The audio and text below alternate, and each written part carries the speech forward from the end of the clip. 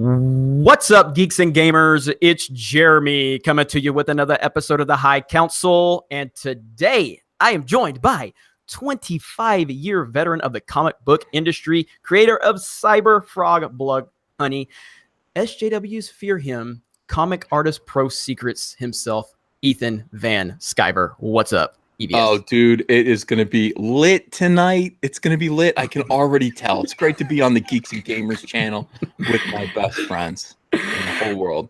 Happy to have you here, as always, sir. And the man in charge of world-class bullshitters, amazing artist, the only person on the High Council with a video to pass 1 million views. I'm still pissed off about it. And the creator of Stealing Solo, a Captain's Parody, Mr. Jeff Hicks. What's up, Jeff? Hello, everyone. It's good to be back. It's Tuesday, my favorite night of the week, hanging out with the High Council. And, Stealing Solo has passed its goal. It's now into stretch goal. So thank you to everybody. And let's have some good Star Wars fun tonight. Definitely. And joining the High Council for the first time ever. Now, she was on a watch party with us when we had to sit through The Last Jedi, which was very painful. Or was it Force Awakens? I can't remember. Who cares? The Force Awakens. Okay, Force Awakens. You know her. You love her rants. She destroyed Kathleen Kennedy earlier this week on the Geeks and Gamers channel. So everyone give a big welcome to Geeks and Gamers' very own Anna, that Star Wars girl. What's up, Anna? Hello. Thank you for having me on for the first time. I'm really excited. I always listen every single week, so it's fun to finally be a part of it. She told me point blank when I told her she was gonna be on. She said it's an honor to even be on this. I can't wait. It's like, Anna, you deserve it. So okay, and of course I'm your humble host, Jeremy. How's everybody doing? So we've had some things to talk about this week, but first and foremost, let's get serious for a minute. You know what we'd like to do on the High Council. We'd like to have a lot of fun. We like to have some jokes here and there, but a great man passed away earlier this week, and that was Gary Kurtz, producer on Star Wars films, The Dark Crystal, several other films that all of you are familiar with. And so before we get started, and some of you sent some super chats in asking for this, and we definitely want to make a point to this, but we want to give a quick 5, 6, 7 second moment of silence for the great Gary Kurtz. So in 3, 2, 1.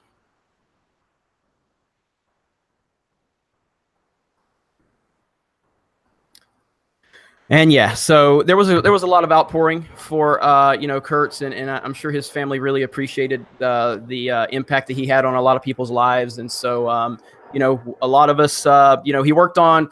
A lot of people would say if he would have been around for the prequels to help George at that point, then we wouldn't have had a lot of the Jar Jar stuff. But but anyway, great man. And if he would have been around for Return of the Jedi, we wouldn't have had Ewoks. So this is true.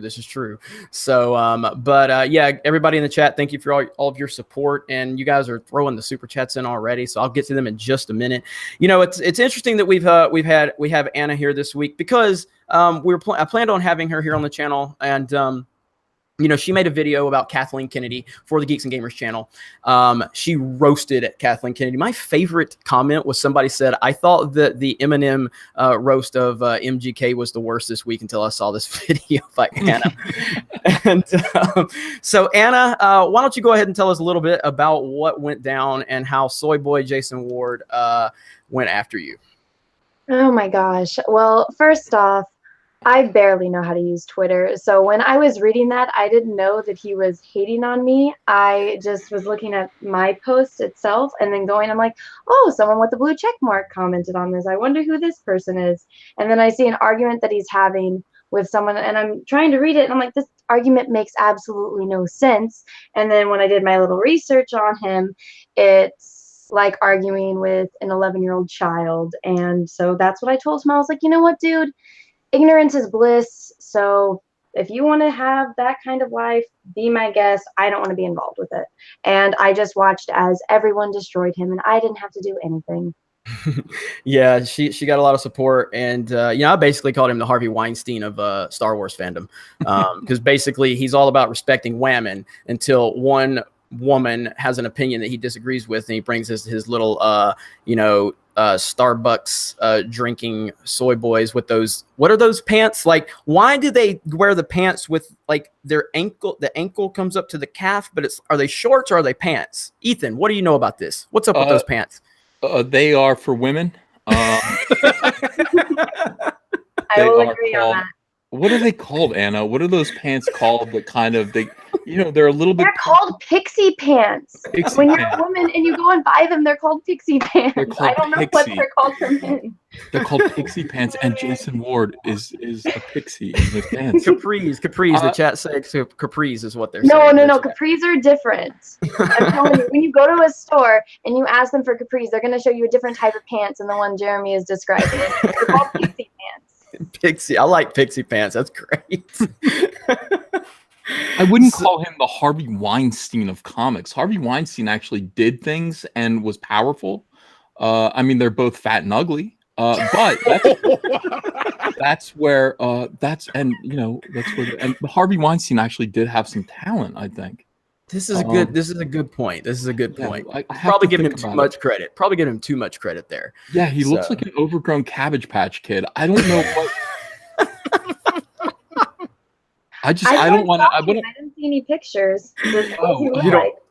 Consider yourself lucky. Consider yourself lucky. Oh my God, he's a very silly looking human being, and I wouldn't worry about. Said there was a song. There is a song. He actually did write. Well, he's a musician, and I have listened to his music. I did play a cover version of his song on the piano. Now, he does have a song where the chorus is just "No one will ever love you. No one will ever love you. No one will ever love you like I do." Now that is those are the words that you would say to a woman that you were trying to gaslight into thinking that she was unlovable, and that you are offering her sweet mercy by being the one potato head that is actually going to show her affection and love. But women, listen to me very carefully. Don't fall for it. Don't fall for it. You really don't need to do that. You don't need to resort to someone like Jason Ward. You can do much, much better. Anyone out there would be better. So, Anna, I do want to say that I'm sorry. I'm very, very sorry for the abuse that you suffered from that alcohol fetal syndrome weirdo who didn't recognize your genius and the work that you put into that video that absolutely slayed. I'm sorry for you, but I want you to feel better in the fact in knowing that his videos get absolutely no views. They don't. His website is a joke, and he's a clown. The last video. Go ahead. Hold on, let me finish one point. Okay.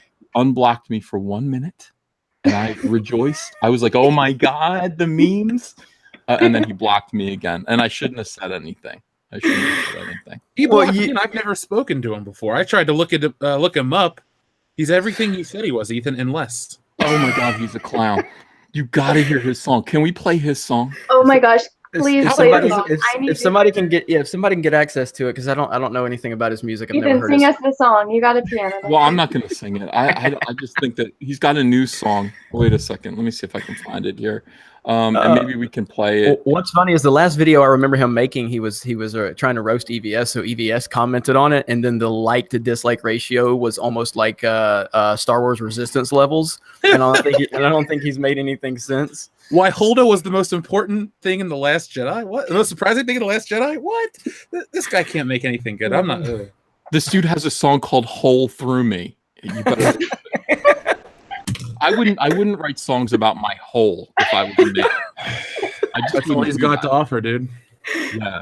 No, and I was reading all of the comments from his actual post of my video, and all the people, I'm just like, gosh, you guys are just seeking this out. If you actually had because they claim they're like, oh, I don't have time for this in my life. I'm like, but you have enough time to go on like Twitter and say horrible things about me and the things that you're saying prove that you've never even watched my videos. So really, guys, plenty of time. Anna, are you ready to hear "Back Hole Through Me"? Let's go. I am. Oh my God.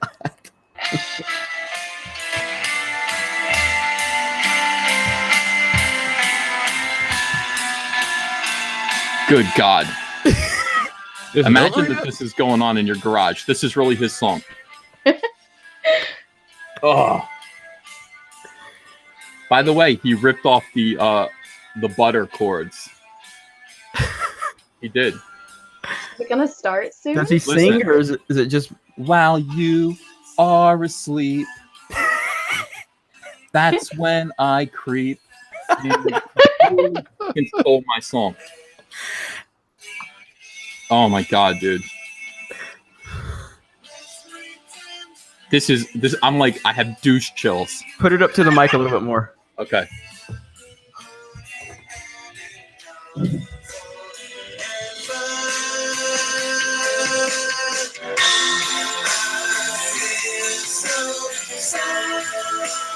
I feel so sorry now. Does he know about auto? Oh shit. Oh my god! All right, Does he sell this? All right, you got it? You gotta stop. You gotta All stop. right, I am. I'm getting sick to my That stomach. song is called "The Hole in Him." No, "The Hole for Me." Oh A song about his hole. You can find Jason Ward's "Hole Through Me" on Bandcamp.com, where all the professional, talented musicians are. And feel free. It's $1. It is $1. That's too much. These lyrics are almost written for Anna. He says, "I feel so sorry now. I lost my head somehow." And your hair. Not that I have any. Whoa. Not that I have any room to talk. For everyone, I want to be someone. That's why I lick the ass of Lucasfilm and Pablo Hidalgo. Help you, save me from you. Help me, help you, save me from you. Help me, help you, save me from you. You. Music, lyrics, vocals, guitar by Jason Ward. Oh my gosh! Oh my It's truly a god! renaissance man there, Ethan. Well, what can I tell you? He has the music in him. Oh man! That's just horrible. Let me knock out a couple of these super chats. We got one that's on topic. So what we're talking about is Jared Lindo says, "Sounds like something that came out of his hole, like a whiny bee." Exactly. Oh my gosh, that was bad. Ethan, I don't know if I can get past that. I don't know. I regret you playing that on there. You roast our girl, we roast you right back, bitch. That's right. That's right. That's the right. High Council. Dayton Pfeiffer says, "Hello, members of the High Council. Is it possible we can have a moment of silence for Gary Kurtz before tonight's shenanigans?" And absolutely, we did. And then you you had an autocorrect problem, so you sent another one. You didn't have to do that, Dayton, but I appreciate it. The Rookie Critic, hi, High Council. I'm back from Ohio, and I'm ready for my weekly dose of tomfoolery. You were right about Ohio, Jeff, but I had fun. What are the highlights of the week?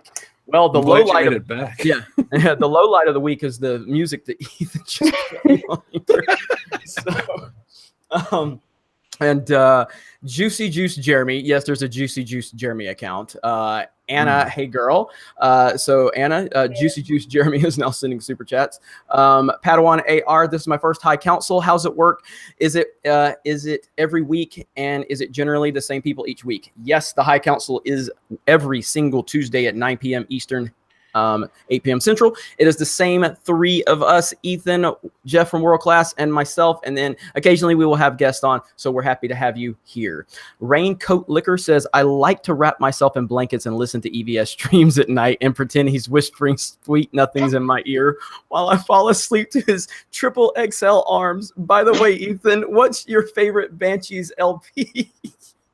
Oh, well, that's a common fantasy. I understand that. I think my favorite Susie and the Banshees album is probably Superstition from around 1991. I just like the song "Kiss Them For Me." I think it was a lot of fun. It was kind of poppy rock and roll. I dig it. It's a nice change up from her goth days in the early 80s. Thank you for asking. I don't know why you asked. Oh my goodness. All right, let's see where we're at. Star Wars fanboy, love y'all. I love that all of you guys, that the true fans call toxic, cover all actual Star Wars news while the shills just make corporate vids. That's exactly right. It's just the more they talk about us, the better it is. Yep. They've got some new talking points that they're running about me now. So I just retweeted and said, yeah, all right, cool. What's the problem with that? So, the more they talk about us, the better our following grow. The more our following grows, and then the more irrelevant theirs becomes. So it's like, keep working for us. We appreciate it. GRP poll: Hail Caesar and his sunbeams that destroy tornadoes. May his might forever shine upon the war campaign in Mario Kart is pretty great. Mario Kart with a K, not a C, people. I'm deleting all super chats that have a Mario Kart with a C from now on. Every super chat, I'm deleting it. Now, that doesn't mean I'll still get the money, so you can keep sending them. I'm just going to delete them. Miguel Flores. Anna, what is your favorite kind? Oh, my God. What? Hang on. What? Anna, what is your favorite kind of booger to pick? Or are you... Never mind. Miguel, fuck off. How about that, okay? Bagel Goose. Wait a second. Women are allowed in now? Yes, women are allowed. I'm not a woman. I am a woman. So learn how to spell, please. Well, that's Bagel Goose. So that's actually Cecil I know who in that disguise. Okay. So, and then Young Dark Vader. EVS has a blue check mark and notoriously wore soy pants. EVS, do you care to respond to these allegations? I wore some soy pants today. I don't even care anymore. I've gotten to the point where I don't care about if I wear soy pants or not. You guys aren't getting me to burn anything. And let me tell you something. They're constantly trying to. I wore a Ouija board hat last Monday, and these guys were like, burn the devil hat. I'm not burning everything that you tell me to burn. I'm not. If I want a Ouija board hat, I was trying to summon Elvis into my brain. That's why I was wearing the Ouija board hat. Some people didn't like it. They thought it was not good. They thought there were going to be demons on the interwebs because of me. Nothing happened. I don't have to burn everything that you guys say. And so I did wear soy pants today. And that's just, you're going to have to deal with it. I'm sorry.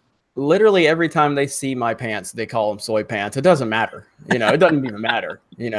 Even when I destroyed the Force Awakens Blu-ray and they were like, oh, Jeremy's wearing soy pants. I'm holding a skill saw about to destroy this Blu-ray and you're worried about my soy pants. I was going to give him so much hell for it because he said he didn't have a toolbox. And I was like, I have 3 toolboxes within arm's reach of me. Really? You don't have a toolbox? And then he pulls out that power saw. I was like, okay. I had multiple hammers and the power saw laying around because that's what Geeks and Gamers Central has. Grown-ass man stuff. So all of you little soy boys that got offended because I broke the Force Awakens Blu-ray, grow some balls. All right. Yeah. Let's see. The Rookie Critic, play Cecil. Oh, hi, Cecil. And he will appear.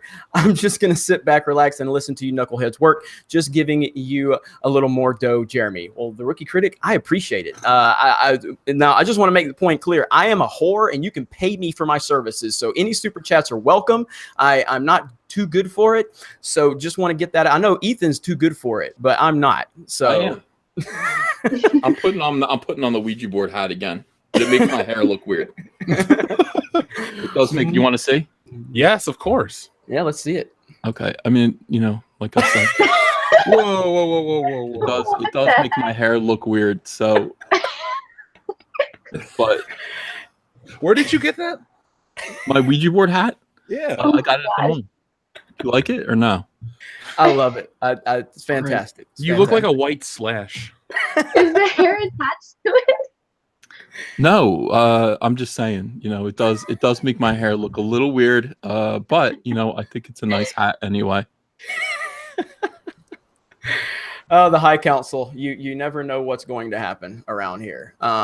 Especially when EVS is here. It's usually unpredictable. So I've lost all train of thought now. Between EVS playing horrible music is that how you keep the insects out of your house, Ethan? You just play that music and you just kill everything within a 10-mile radius. My God. Yeah. Well, it keeps the soy out. I'll tell you that. That's I learned to play that on the piano, by the way. I didn't know how to properly roast that song. I was going to play it on the piano, and that's when I realized it was Butter. Like, he literally listened to my song and he copied it. Jason Ward copied the Butter song. That's an international hit. Isn't that plagiarism? It is plagiarism. Why don't you just scare him? Scare Jason Ward? Yeah. I scare him all the time. I think He unblocked me, and then he blocked me again promptly. As soon as I said, "Hey, Jason Ward, thank you for giving me access to you. I appreciate it." Boom, blocked again. Like Is that how he gets off, by blocking people on Twitter? I don't know. That's the definition of soy based. I don't block anyone. Like, you have to be like somebody who's like, I'm coming to kill you with an axe. Then I might block you on Twitter. That's Otherwise, it. Yeah. I'm just gonna mute you. You know, it's like, you block someone, you are the biggest pussy in the world. For what? What am I gonna do? Just roast you? Just make fun of your buck teeth and your big round head? That's all I'm gonna do. That's all I'm gonna do. Anyway, yeah. I just mute people because I get such joy knowing that they're screaming and I can't hear them in my comments. Like, it's the best thing ever. You know what I mean? It is. So it's the best. So Morth the Alien, is that how we No. The Alien? Pronounce it, because I don't know how, and I always have this trouble. The Alien? There you go. Mareth Dealine. The Alien. Okay. Hi guys. Welcome back to the High Council. Anna. There you go, Anna. Thank you. Alec Munoz, this guy is a walking clown car orgy. Here's cotton candy haired Jeremy. Is there anyone still alive that was involved with the original trilogy that you guys would like to see in charge of Lucasfilm? Love you, Anna. Is there anyone still alive that was involved with the original trilogy that you guys would like to see in charge of Lucasfilm? Wow.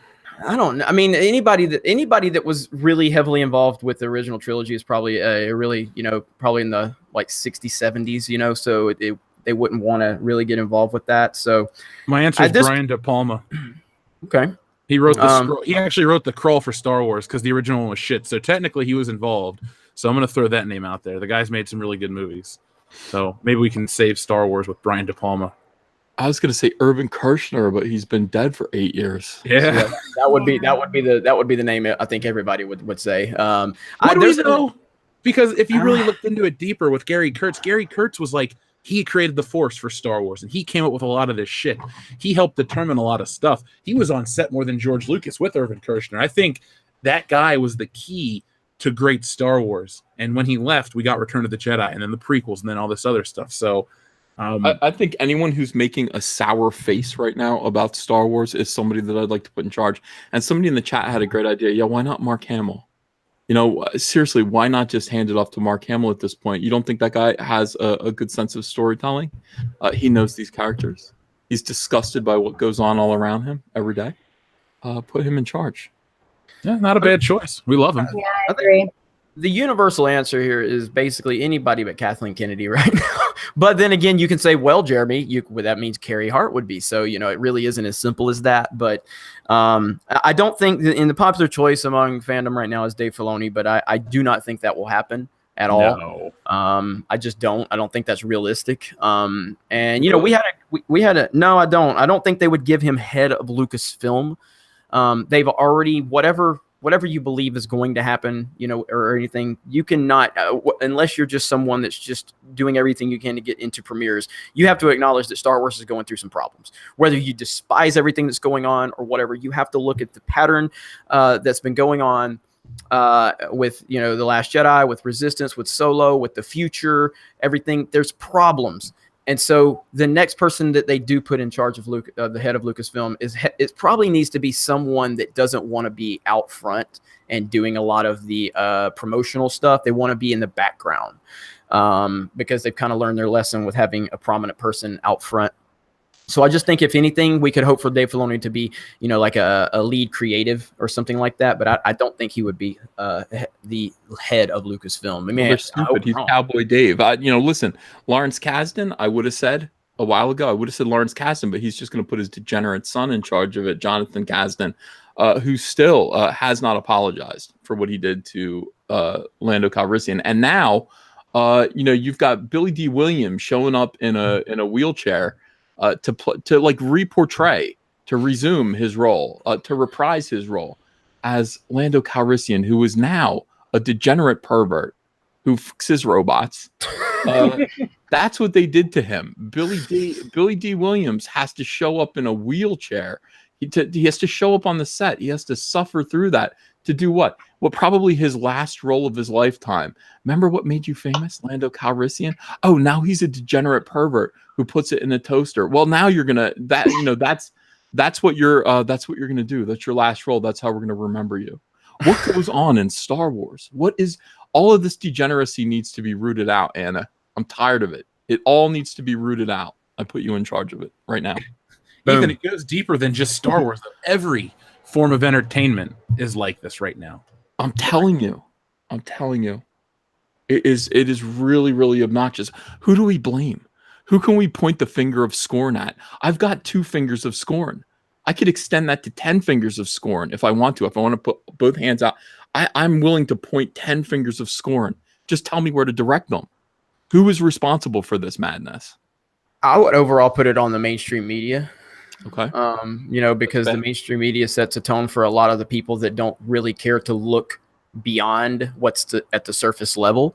Mm-hmm. So you have these people that watch the mainstream media, believe everything that comes out of their mouth. And a long time ago, you could actually believe the media because they were coming at it from an, objective standpoint. They were actual journalists. Now they're not, they masquerade as journalists, but they all have an agenda, all of them, not just on the left or the right. All of them do, on the mainstream side. And so, so the majority of people just take things at face value.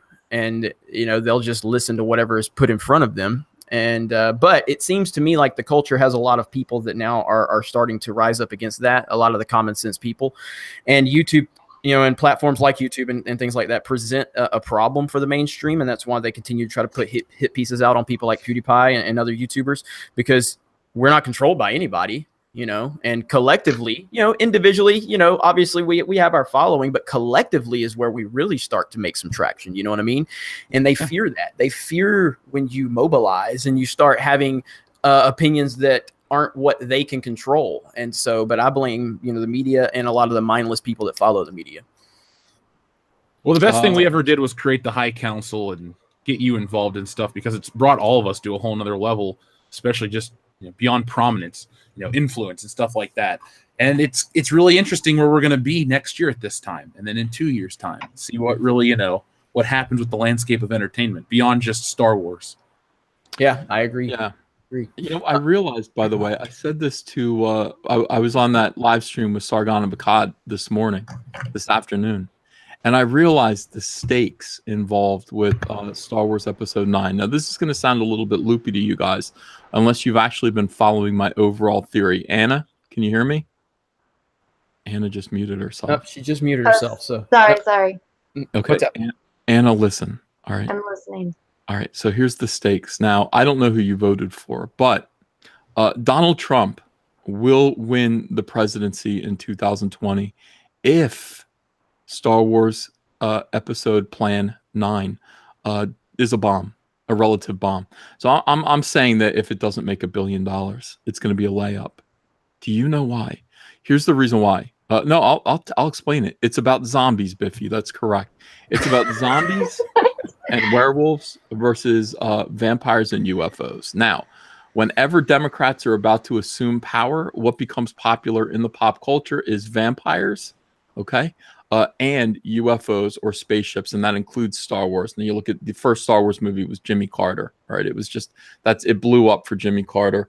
He was a Democrat. Now, the Star Wars movies were remastered in the 1990s during Bill Clinton. That was interesting. Phantom Menace, and of course, they didn't do so well. But anyway, those are the prequels. If this movie, by the way, Rian Johnson is indirectly responsible for the election of Donald Trump, because Last Jedi is so terrible. When he started working on it, Force Awakens, all of that, Disney, Star Wars, because those movies are bombs and they're not strong and they're terrible movies and they've turned people off of Star Wars, it has resulted in the strength of the Republican Party. Now, should Star Wars Episode 9 be a bomb in 2019? It means that the Star Wars movies are not going to reemerge as like a big entertainment force again, and therefore Donald Trump will be reelected again in November. But if they are successful, and if J.J. Abrams is able to pull a rabbit out of his hat and actually take all of these disparate elements of barrel scraping Star Wars, just minutia and throw them all together into a decent film, a rock soup, a stone soup, if you will, then Donald Trump will lose the election in 2020. Fascinating. This is just what I'm saying. Now, in the meantime, when Republicans are in power, it's all about zombies. Zombies are popular. It's all about werewolves. Werewolves are popular. But you can sense the tide turning when vampires and UFOs start to become more popular than zombies. So what zombie and werewolf movies coincide with presidencies then? 1968, Night of the Living Dead, Richard Nixon. That movie came out in October of 68. November of 1968, Richard Nixon won the presidency for the Republican Party, taking it away from what should have been a Democrat majority all through the 1960s with the Vietnam War. Why? Because of the zombie movie being created. That's why. All through the 1970s when Jimmy Carter took office. Of course, there was Close Encounters of the Third Kind, Star Wars, Superman is an alien, all these alien fantasies, and then Mork and Mindy even. I mean, all this nonsense. It was all about aliens and UFOs. But as soon as Reagan took office in 1980, suddenly it was all about The Howling, Wolfen, the Howling movies, Teen Wolf, Teen Wolf 2, American Werewolf in London, Michael Jackson's Thriller. Oh, look, zombies and werewolves. The Revenge of the Living Dead franchise, Return of the Living Dead, all of the zombie stuff and werewolf stuff that happened in the 80s came to an abrupt end in 1992 when Bill Clinton became president of the United States, and suddenly it was all about Bram Stoker's Dracula. It was all about Poppy Z. Bright. It was all about Anne Rice and Interview with a Vampire. It was all about Buffy the Vampire Slayer, Blade the Vampire So Hunter. crazy, but you're actually convincing me. Okay, let's keep going. X-Files, UFO abduction. Suddenly everybody fantasized about having probes put in their anuses. Is that a coincidence? No, that's Democrats. That all happened in the 90s during Bill Clinton's presidency, and it continued on. It was all about vampires. It was all about vampires, okay? Even the comedy movies, Dracula Dead and Loving It. By the way, Dracula 2000 came out, bombed. All right, so I actually liked that one. Oh, well, it didn't do so well. Now, the Clinton presidency opened up with an amazing movie, Bram Stoker's Dracula in 1992, ended with the bomb, Dracula 2000. Why? Because George Bush won the election. And that's when we started to see movies like Underworld. That's when we started to see movies like Dawn of the Dead, like 28 Days Later. That's when all of the zombie stuff happened, the zombie craze of the Bush era came to a stop suddenly in 2007 when a very strange movie came out called 30 Days of Night. Well, it was a vampire movie that was set up to look like a zombie movie. What's this? An X-Files revival? That's interesting. X-Files Fight the Future, 2007. All of this predicted the return of the Democrat Party to power. Barack Hussein Obama, a more effeminate Democrat, I might say. Suddenly, vampire movies became Twilight. They became sparkly, weirdo vampires that seduced you and tried not to suck your blood. They don't want to suck your blood. They just want to be your friend. And then also there was True Blood on HBO. That was more, about the LGBT community, analogous to all of that. That was all on there. And all that ran on. Star Wars, at the end of the day, it all kind of came to a crashing end with Rian Johnson's and J.J. Abrams' Star Wars revival. And that's what brought President Donald Trump. Is this your intro to a werewolf comic book? No. It's not a bad idea. Listen, we all have to do our part, but I mean, this is the thing. When you can control pop culture, this is basically like, I'm like Tom Hanks and some kind of like weirdo. What were those movies where Tom Hanks discovered all the clues and figured out American history? Da Vinci Code? Yeah, this is like the Da Vinci Code only, so it's the Da Vinci Code. Now, if we all get together and only do do zombie and werewolf pop culture, things and make them popular, we can control politics in the United States of America. Thank you. Wow. This has been a new show has been born on Comic Artist Pro Secrets. It's going to be weekly. Ethan is going to be it's going to be called Dropping Red Pills by EVS. That was amazing. Round of applause for Ethan from everybody in the chat. So that was fantastic. So well, he's here every Tuesday. He's here every Tuesday, everyone. and he's here. He's here every day. Live stream. I think Ethan live streams more, like over 24 hours a day. I know there's only 24 hours in a day, but I think he still live streams more than 24 hours a day. I have a lot to say. You have a lot to say. Obi-Wan 27883, congrats Anna on 10,000 subs. Pay no attention to the troublemakers. We all have your back. Let's see. Bowing for a you're welcome. On Obi-Wan's part. Obi-Wan's ready to meet in California, Disneyland, and then he's been talking to Jeff a lot. So I met him. Yeah, that's right. Bowing to the Great High Council, EVS, More Pie, Jar Jar Binks, Mario Quirt, and Mr. Muff King Jeff. Okay. Go Jerify says, glad you survived the Sharknado, EVS. Yeah, there was a tornado aimed right at my house tonight. We barely survived it. It split in half and went around me and destroyed my neighbors' houses. Feeling pretty good about that. Feeling pretty self-confident. I think that's a good omen. It's a good sign. Yeah.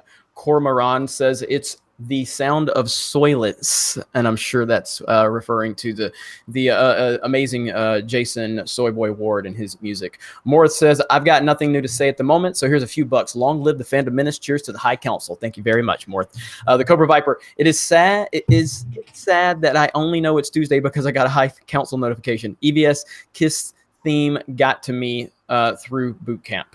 So yeah. Arkham, and that's good, Cobra Viper, that you can tell it's Tuesday by the High Council notification. The fact that you got a notification pleases me greatly. So Arkham release. You having those trouble too? Oh yeah, definitely. Arkham release says, what are your thoughts on the quartering being banned from Gen Con? I saw his video, but I haven't I saw the notification for his video, but I haven't watched it. Does anybody have an update on that? EVS, do you know about what happened?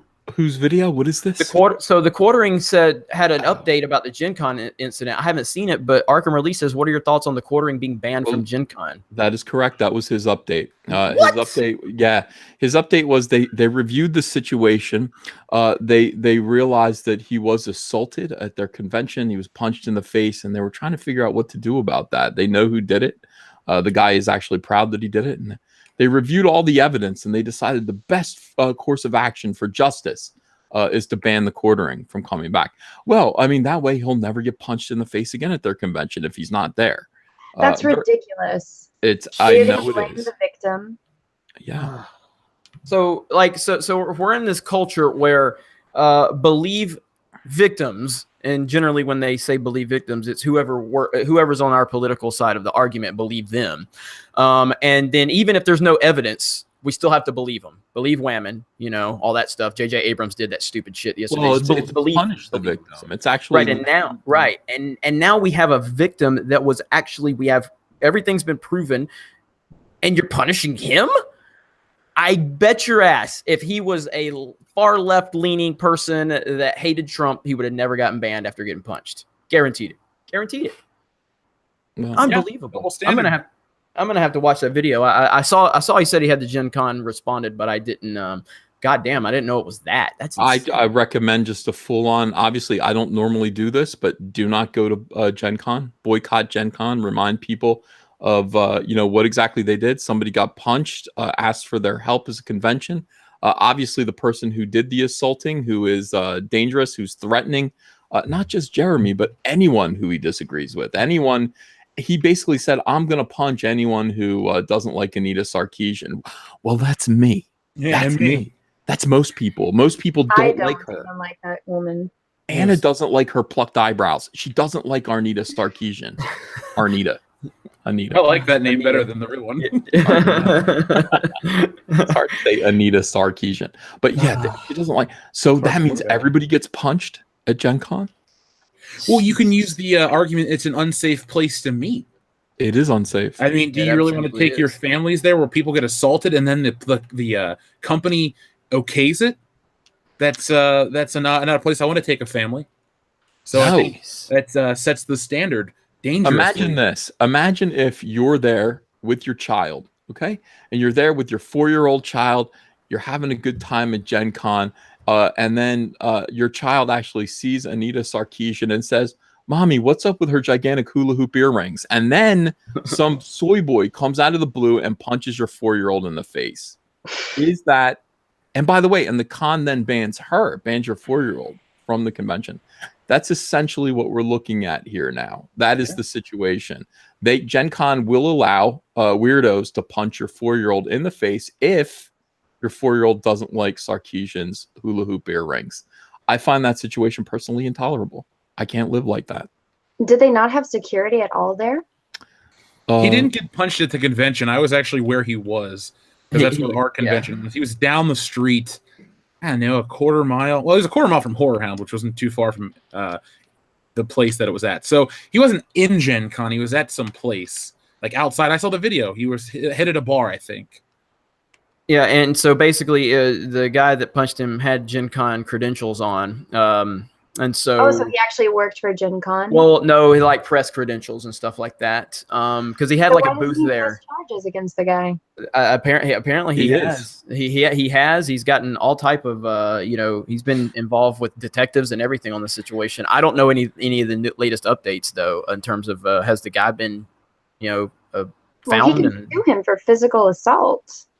I think he's trying. I know he's got lawyers. Like even the Daily Wire covered this. Ben Shapiro's site, the Daily Wire covered it and everything. So that really opened up a lot of eyes to it when that happened. Well, we have a GoFundMe that'll help pay for his legal costs. That GoFundMe is looking for $40,000. I believe at this moment it's at $32,000. GoFundMe Justice for Jeremy. Just look up Justice for Jeremy.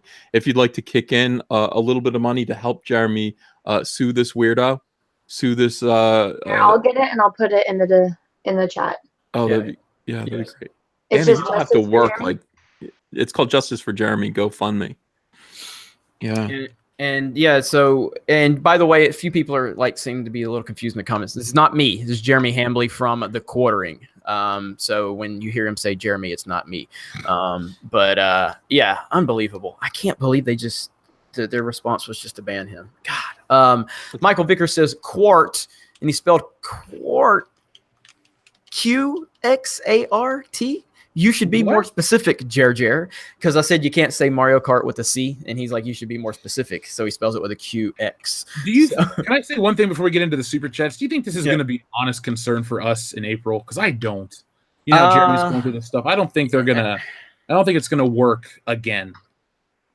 I don't. I'm not worried about it. I mean, I'm traveling to and there Anna just dropped it in the chat, by the way, for everyone to see. I'm not worried about it. I mean, I'm going to California. I'm leaving tonight actually after the High Council head that way, and I'm lining up, meeting some people. But I'm being, not telling everybody my location per se. And so when I go out there, though, I'm being a little careful. But when it's an event like that, when it's Star Wars Celebration, I'm not overly worried. I know a lot of people reached out to me. I'm sure you guys have had other people say, hey guys, just hope nothing happens. We got your back, stuff like that. But I'm not overly worried about it. Ethan probably can speak to this better than any of us, because you've been a public figure in the comic industry, and you've been controversial from the fact that you have an opinion outside of the popular opinion within the comic industry. So Ethan, what do you think? Worry about it? Am I worried about what? Celebration in an incident like this. No, I intend to celebrate. If anybody wants to spoil my celebration, I think that will be very sad for them. I'm there to celebrate Star Wars. That's it, with my friends and with my subscribers and with the High Council, fans of the High Council. We're going to have a great time. We're going to eat some pies. We're going to, I don't know, what do you do when you celebrate? Do you throw confetti? Rice? I don't know. I'm gonna be hammering down the apple juice. So I thought you were about to say I'm gonna be hammered. I'm like, finally, yes. No. But I mean, I'm gonna meet Pablo Hidalgo. Oh boy. That is what I'm gonna do. I'm gonna celebrate by meeting my friend Pablo Hidalgo. That's gonna be interesting right there. So I'm looking forward to that. I think I'm looking forward to that more than anything. Yeah. Good. I'm gonna be cosplaying as Ahsoka, so I'm excited. Yep. Everybody's looking forward to that. So, it's going to be a lot of fun. So, all right. Heel versus Babyface says, Ethan, please look at the cover of the new Green Lantern #1 and explain that. The hell is that? So explain it. What the hell is that? What the hell is what? The new Green Lantern #1. please look at the cover of the new Green Lantern #1 and explain it. So I don't, obviously I haven't seen it. So Bagel Goose says, you even let her speak? Nice. God damn it, Bagel Goose. Freaking Cecil. Wolfman Jack, if Rey is so strong because the light matches the dark, then how come Rey's already superior to Kylo, but clearly weaker than Snoke? Was Snoke not a dark side force user? Who knows? Clearly he doesn't matter. Yeah, Wolfman, we can't answer questions because they can't answer their own questions as they've created, and that's the problem we're dealing with. So welcome to Disney Wars. Cotton Candy Hair Jeremy saw a Campia video today of the Weekly Hero of them talking about EVS being the extreme alt-right of Comicsgate. EVS, have you seen this? Thoughts? What is this? This is a Campia video where they were talking about EVS being the extreme alt-right of Comicsgate on Campia's channel. I didn't see that. The only one I saw one a few weeks ago where someone asked a question about your Cyberfrog deal, and Campia played like dumb, like he didn't know what it was. And the guy who's on the show with him basically tried to describe you. And at first he called you alt-right, and then he kind of backed off of it. That's the only one I remember. I seen that. I did not see anything new. I saw no new comment from John Campia about me being the extreme alt-right of comics. Of course, I am not the extreme alt-right. You know what? It's like the alt-right calls me a cuckboy, fake Democrat. And then the extreme left, these SJWs, call me the alt-right. I must be somewhere in the middle. I must be. Yep. I don't think they understand what extreme means, or what the extreme alt-right versus the extreme left means. Yeah, I'm very... Do I seem extreme to anyone? Do I seem like I'm extremely entertaining? Well, that was terrible, Jeremy. It was meant to be terrible. All right, just so you know, then we're good. Did you not tell from my voice? That was total sarcasm. So, but no, EVS. Now, you might be a pie extremist. So, somebody actually said that, extreme pie inhaler. Wrong. Wrong. I stopped eating pie. I am on day 4 of my sopiety. 4 days of no pie. Today, I had 0 pie. Yesterday, I had 0 pie. The day before that, I had 0 pie. And the day before that was the day that I kicked pie. I said, no more pie. Yeah. Nice. Pondimus Maximus says, will Doomcock make a return to the High Council? Anna, it's good to see you here. And to the rest of you, thanks for the nonstop entertainment. Jeremy, you're not a whore. Not that much anyway. Well, thank you. Thank you. It's nice to be respected every now and then. I get objectified a lot in this community. And, I just got to say, I have a lot more to offer than the beautifulness you see. And so it's nice for someone to actually acknowledge that. I mean, it's really tough. It's tough. So I'm just saying, Like, and I know a lot of people, you're gonna laugh. You don't relate to what I'm going through, and that's fine. But objectified constantly for my looks, it's just, man. It's about time that they respect you for your Mario Kart. They respect me now. Like it's been tough. It's been tough, guys. Thank you for rallying around me and appreciating the struggle of being a beautiful YouTuber. It's been tough. Okay. Smallest violin in the world for your problem. Pondimus also, I'm sure we'll have Doomcock back on. I mean, we all love Doomcock. Doomcock's doing great things over on his channel. I owe Doomcock a live stream because he did a live stream over here on my channel, so I owe him a live stream. But yeah, the sky's the limit. We had a guest on every week for a while, and then we decided we would dial it back to only having us 3 because there was a lot of content that we were trying to cover. So we just play it week to week. And you never know what you're going to get on the High Council. That's why you got to tune in every week. So Party Elm Savi says, awaken my masters. What's the weather like in your areas? In my area, it's pretty humid and hot because I'm in Florida. What about you guys and girl? Feels great in Ohio. Anna, yes? Oh, I'm waiting for Anna. She's hesitant to talk about it. It was sunny yesterday, and then I woke up and it was overcast. So California's not doing too sunny today. Is it now? You don't there's not a lot of humidity over there, is there? It depends on where you are in reference to the coast. So where I live, it's slightly more inland, and it's not. But when I go to work, it's right on the ocean, so it'll get humid when the sun comes out, but not to the extent that Florida gets. Okay. Yeah. Outside of my window, it is a living hell. It looks like the end times. A tornado is plowing through Marlton, New Jersey, where I live. There are people who are screaming for their lives, children, bleeding in pain. And I'm, worried. I'm honestly worried. Trees are being uprooted and thrown into the road. Cars are crashing into each other. It does look like the end of the world. Rain is coming down hard in buckets, and also golf ball sized hail is beating down at the ground and killing the birds. But I'm down here in the basement with you guys. I have no plans to go outside, and I'm feeling okay about it. Weather's okay where I'm sitting. You know what I mean? Down here. EVS just winging it. I love it.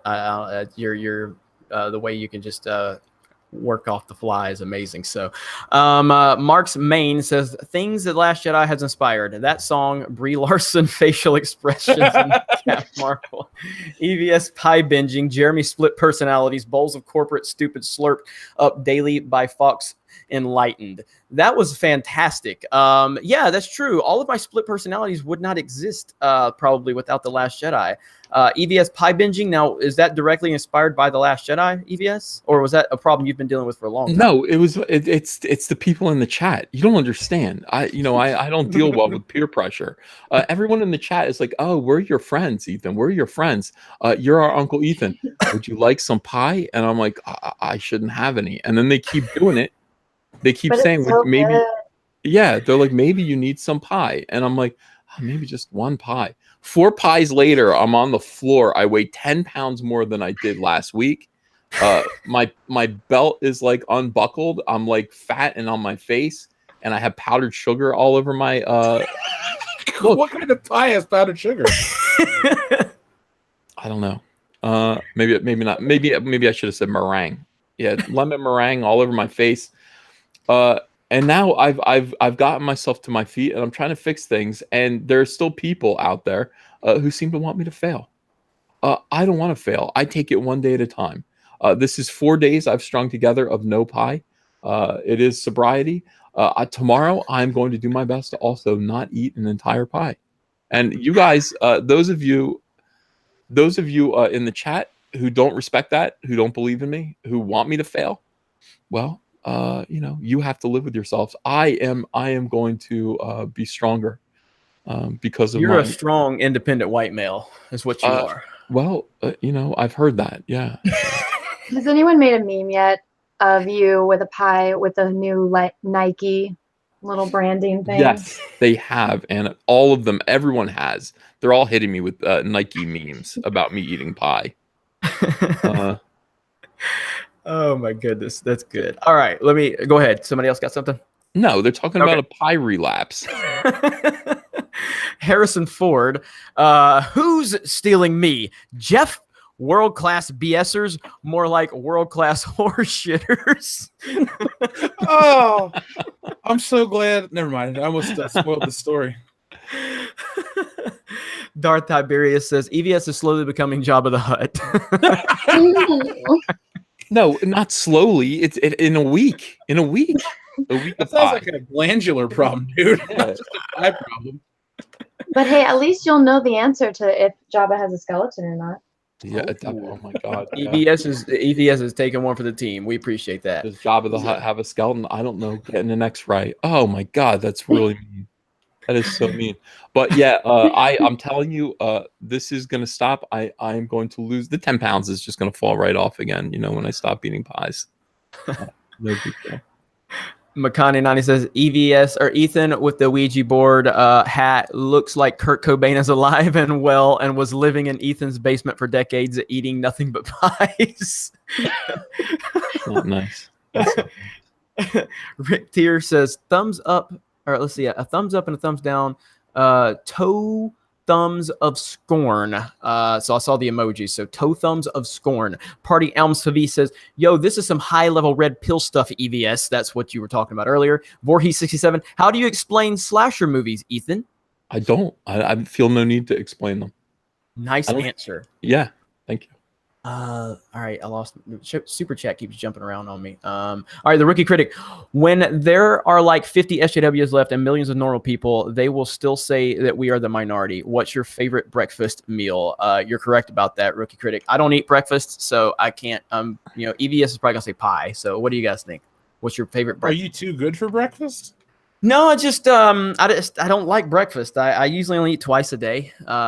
Lunch and dinner, and that's it. So, Oh, I get it. Intermittent fasting. I'm not making fun of you. uh, I guess bacon. Everybody I like omelets. Good omelets. I actually had one of those for dinner, so I enjoy a nice omelet. Anna. I am the pickiest eater in the world. I'm not a really big fan of breakfast food. And if I eat before noon, I get sick. So, There you go. I don't, probably bacon then. Same as Oh, Jeff. bacon is amazing. I don't eat it for breakfast, but I love bacon. So, Jeremy's diabetic. Hell no, Jeremy ain't. EVS pie. Is that your breakfast of choice? No, how many times? You're not even listening, Jeremy. How many times do I have to tell you? Here's the best thing that Aunt Andrea, their Aunt Andrea makes me for breakfast. It's called toad in a hole. And what you do is you take a slice of bread and you punch out the center. You get a little circle. You punch out the center of the bread, and then you put an egg in it, and then you cook it like that. And it's really, really good. It's like a poached egg in toast. That's my favorite thing to have for breakfast with bacon. All right. Now where did I leave off? The Revachrist 2790. But Trump isn't your typical Republican president, and I bet his being in office will shift the trends in movies. That's a fair point. I say we have another resurgence of like 1980s. How have I said this on my own show? The 80s was a time of a lot of original ideas and stuff as a response to Reagan and all kinds of stuff like that. I say by 2021 or so, we'll have some response stuff to him if he makes it to another term in terms of election stuff. So it could be another resurgence of the 80s, and the 80s was the best decade for entertainment. So that's what we want. Yes, I agree. The Grand Inquisitor says The Walking Dead started and peaked under Obama. That is true. The Walking Dead, God, it was so good in the early seasons, and then it got so bad. Never has a It show drop so started- fast. It started when Republicans took over the House and the Senate under Obama. You have to understand, it's not just about the presidency, it's about the mood of the country. Obama was cucked almost immediately as president. Almost immediately. I mean, 2 years into his, he started out 2 years, he had everything. He had the House, he had the Senate, he had it all. I think he may have even had a majority of governorships, but boom. Right away, Walking Dead just showed the mood of the country as it shifted towards where we are now, the God Emperor Trump. Every election coincided with Walking Dead being excellent, being better and better, and Republicans taking over slowly. The Rookie Critic, cookie for Anna, cookie for Jeff, cookie for EVS. Enough said. So I don't get a cookie. You get the super chat. I want the cookie. Okay, I'll trade Depends you. on what type of cookie. I'll trade you. Chocolate chip, especially the Subway cookies. Subway chocolate chip cookies are amazing. I don't think those are even made with real butter, though. I don't care. They're good. I don't need to know the details. The Jacob Knight says, or the Jacob Bite says, Lucasfilm is trying to bomb same I Am Your Father in episode 9. I don't know exactly what you're trying to say. Lucasfilm is trying a bomb same I Am Your Father in episode 9. I don't know. I guess they're looking for a plot huge twist, like the Yeah. I Am Your Father. They're going to try to do that in episode 9. Well, But- that's the problem with that is, yeah. Go ahead, Jeff. I was gonna say that's the problem. Once you do that, there's no resolution, unless they're Right. gonna have there's gonna be a part 2 to episode 9. Gotcha. Like fuck this movie. That's the only way they could pull that. Because what's a plot twist with no resolution? A J.J. Abrams movie. Yeah, I mean, it's kind of their logic. Yeah, it's kind of their logic at this point. I mean, yes, let's have a I Am Your Father moment in episode 9. Oh wait, the trilogy's done. Like oops, like this was what you should have done in the middle of the trilogy. You geniuses. Let's see. D. Scott Chaos Risen. EVS loved getting blocked by Jason Ward with you. Well, no, yeah, it was fun. Stone _ Loki. Gen Con can suck it. Justice for Jeremy. Agreed. And Anna continues to drop the GoFundMe link in the comment section. So if you guys want to support that, feel free to do so. Party Alm Savi. Ethan is too woke. This is even better than the time traveling Trump theory. You're onto something. We're through the looking glass here, people. EVS, that was fascinating. I think I'm just going to take that part of the show and re-upload it as its own individual video for the channel. I think I'm going to do that. So the Rookie Critic, I know it's Tuesday because it's a garbage day and high council. That's what I'm talking about. The real good chef. Garbage day. Lando's droid will be called FR-1, Fisto Roboto 1. Don't give him any ideas. The Cobra Viper. Sorry for bad spelling. So disappointed in myself. It's all right, Cobra Viper. You sent me some G.I. Joe stuff, so you can misspell stuff and make me trip up over my words all day long. Kylo's nipples. Jeremy, this council meeting makes my nipples hard. So thank you, Kylo's nipples. Too much information. Not enough information. Alpha Terra Anima says it's time to start. It's Alpha Terranima. Terranima, okay. It's time to start a soy boy control company to protect innocent con-goers from the lefty menace. Hashtag slap a soy boy. Hashtag sharpen the pimp hand. Look, we clearly here in this community, we clearly don't support any type of violence whatsoever. And the fact that some of these people, that's their whole goal is to go there and start fights with people just because they disagree with the opinion, it speaks more about them than it does us, So stirring occasionally. My doctor told me to avoid Gen Con. Your doctor is a smart person. Mako Rex, speaking of zombies, thoughts on the zombie storyline from Call of Duty? Gameplay is pretty great. But Rich of Finn, Dempsey, Nikolai, and Taiko's journey has always been cool to me. I don't really play zombies on Call of Duty. I'm looking forward to this new Call of Duty a little bit. I played the beta on live here on the channel. But there's people on the Geeks and Gamers team that are far more invested in the Call of Duty franchise than me. I can't play Call of Duty anymore. I mean, I'm gonna give this one a try, but I'm a Modern Warfare Black Ops 1 and 2 guy. I don't think any of you play Call of Duty, do you? What's this year's theme? They're kind of taking it back to the basics. There's no more the jetpacks. There's no more of this futuristic BS, and they're kind of which I don't play Fortnite, but was it Battle Royale, like where they drop everybody into this thing on Fortnite, and they're basically doing a Battle Royale style online multiplayer aspect of it, which does sound pretty cool. I've played Fortnite for about 7 minutes and I never played it again. So I played the beta and it was fine, but I just don't care. I've tried to care about Call of Duty for the last 4 years and they all suck. It's almost like the Transformers franchise. Luckily, Bumblebee looks good. So, but I guess you're not. That trailer was pretty good. Yeah, that trailer was great. We will cover Call of Duty at Geeks and Gamers. It probably just won't be me. Aaron Cook, justice for Jeremy Hambley. Screw Gen Con commies. Darth Bobcat, your only extremity is your love of frogs. Damn it, forgot Rose Tico. You're extreme for that. EVS, are you extreme for Rose Tico? I don't think so. I think I'm very moderate. With Rose Tico, even though I'm a big fan, I think it's perfectly normal. No problem. Padawan AR, we respect your sexiness or your sexy self, Jeremy. That's look, I need people to respect what's behind the prettiness. Okay. I've had this discussion with you guys. Okay. I mean, I get it, 85,000 subs. Okay. But at some point it has to be more about what's inside than out. Okay. So let's just remember that, people. Okay. Behind the afro. Behind the afro. Nicholas Glenn, would you guys say, would you guys say in private the area you will be in at Celebration so I could meet you guys, buy you some drinks? I'm not a psycho serial killer. Usually not the best thing to say if you want to meet someone. Just saying. No, but that's Nicholas Glenn. Yeah, I mean, we're going to... Jeff, you have any more details you want to announce publicly about what we have going on? I mean, I know we've got some things we've worked on, talked about behind the scenes. Do we have anything we want to... anything? We have a person that has offered us a gathering place, and it's pretty secure. So it's really, I really don't think we have anything to worry about. I only brought that point up to say, we're not afraid of going to Star Wars Celebration and stuff like that. But there will be times to interact with us, not just at the convention. At least, you know, on my end, like I plan on hanging out with you two guys and Anna, of course, for like dinners and stuff. But we can meet up with people and, you know, all kinds of things. But I have a place taken care of, so I've heard back from this person fairly recently. All right, good deal. And let's let everybody understand. I'm a boring dude.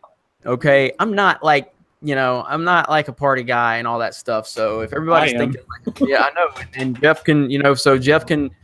I'm going to subvert your expectations if that's what you're, you know, looking for. So I'm a pretty low key person in public. So anyway, just so everybody understands that. So is there a guest list confirmed to who's going, like Mark Hamill or anything?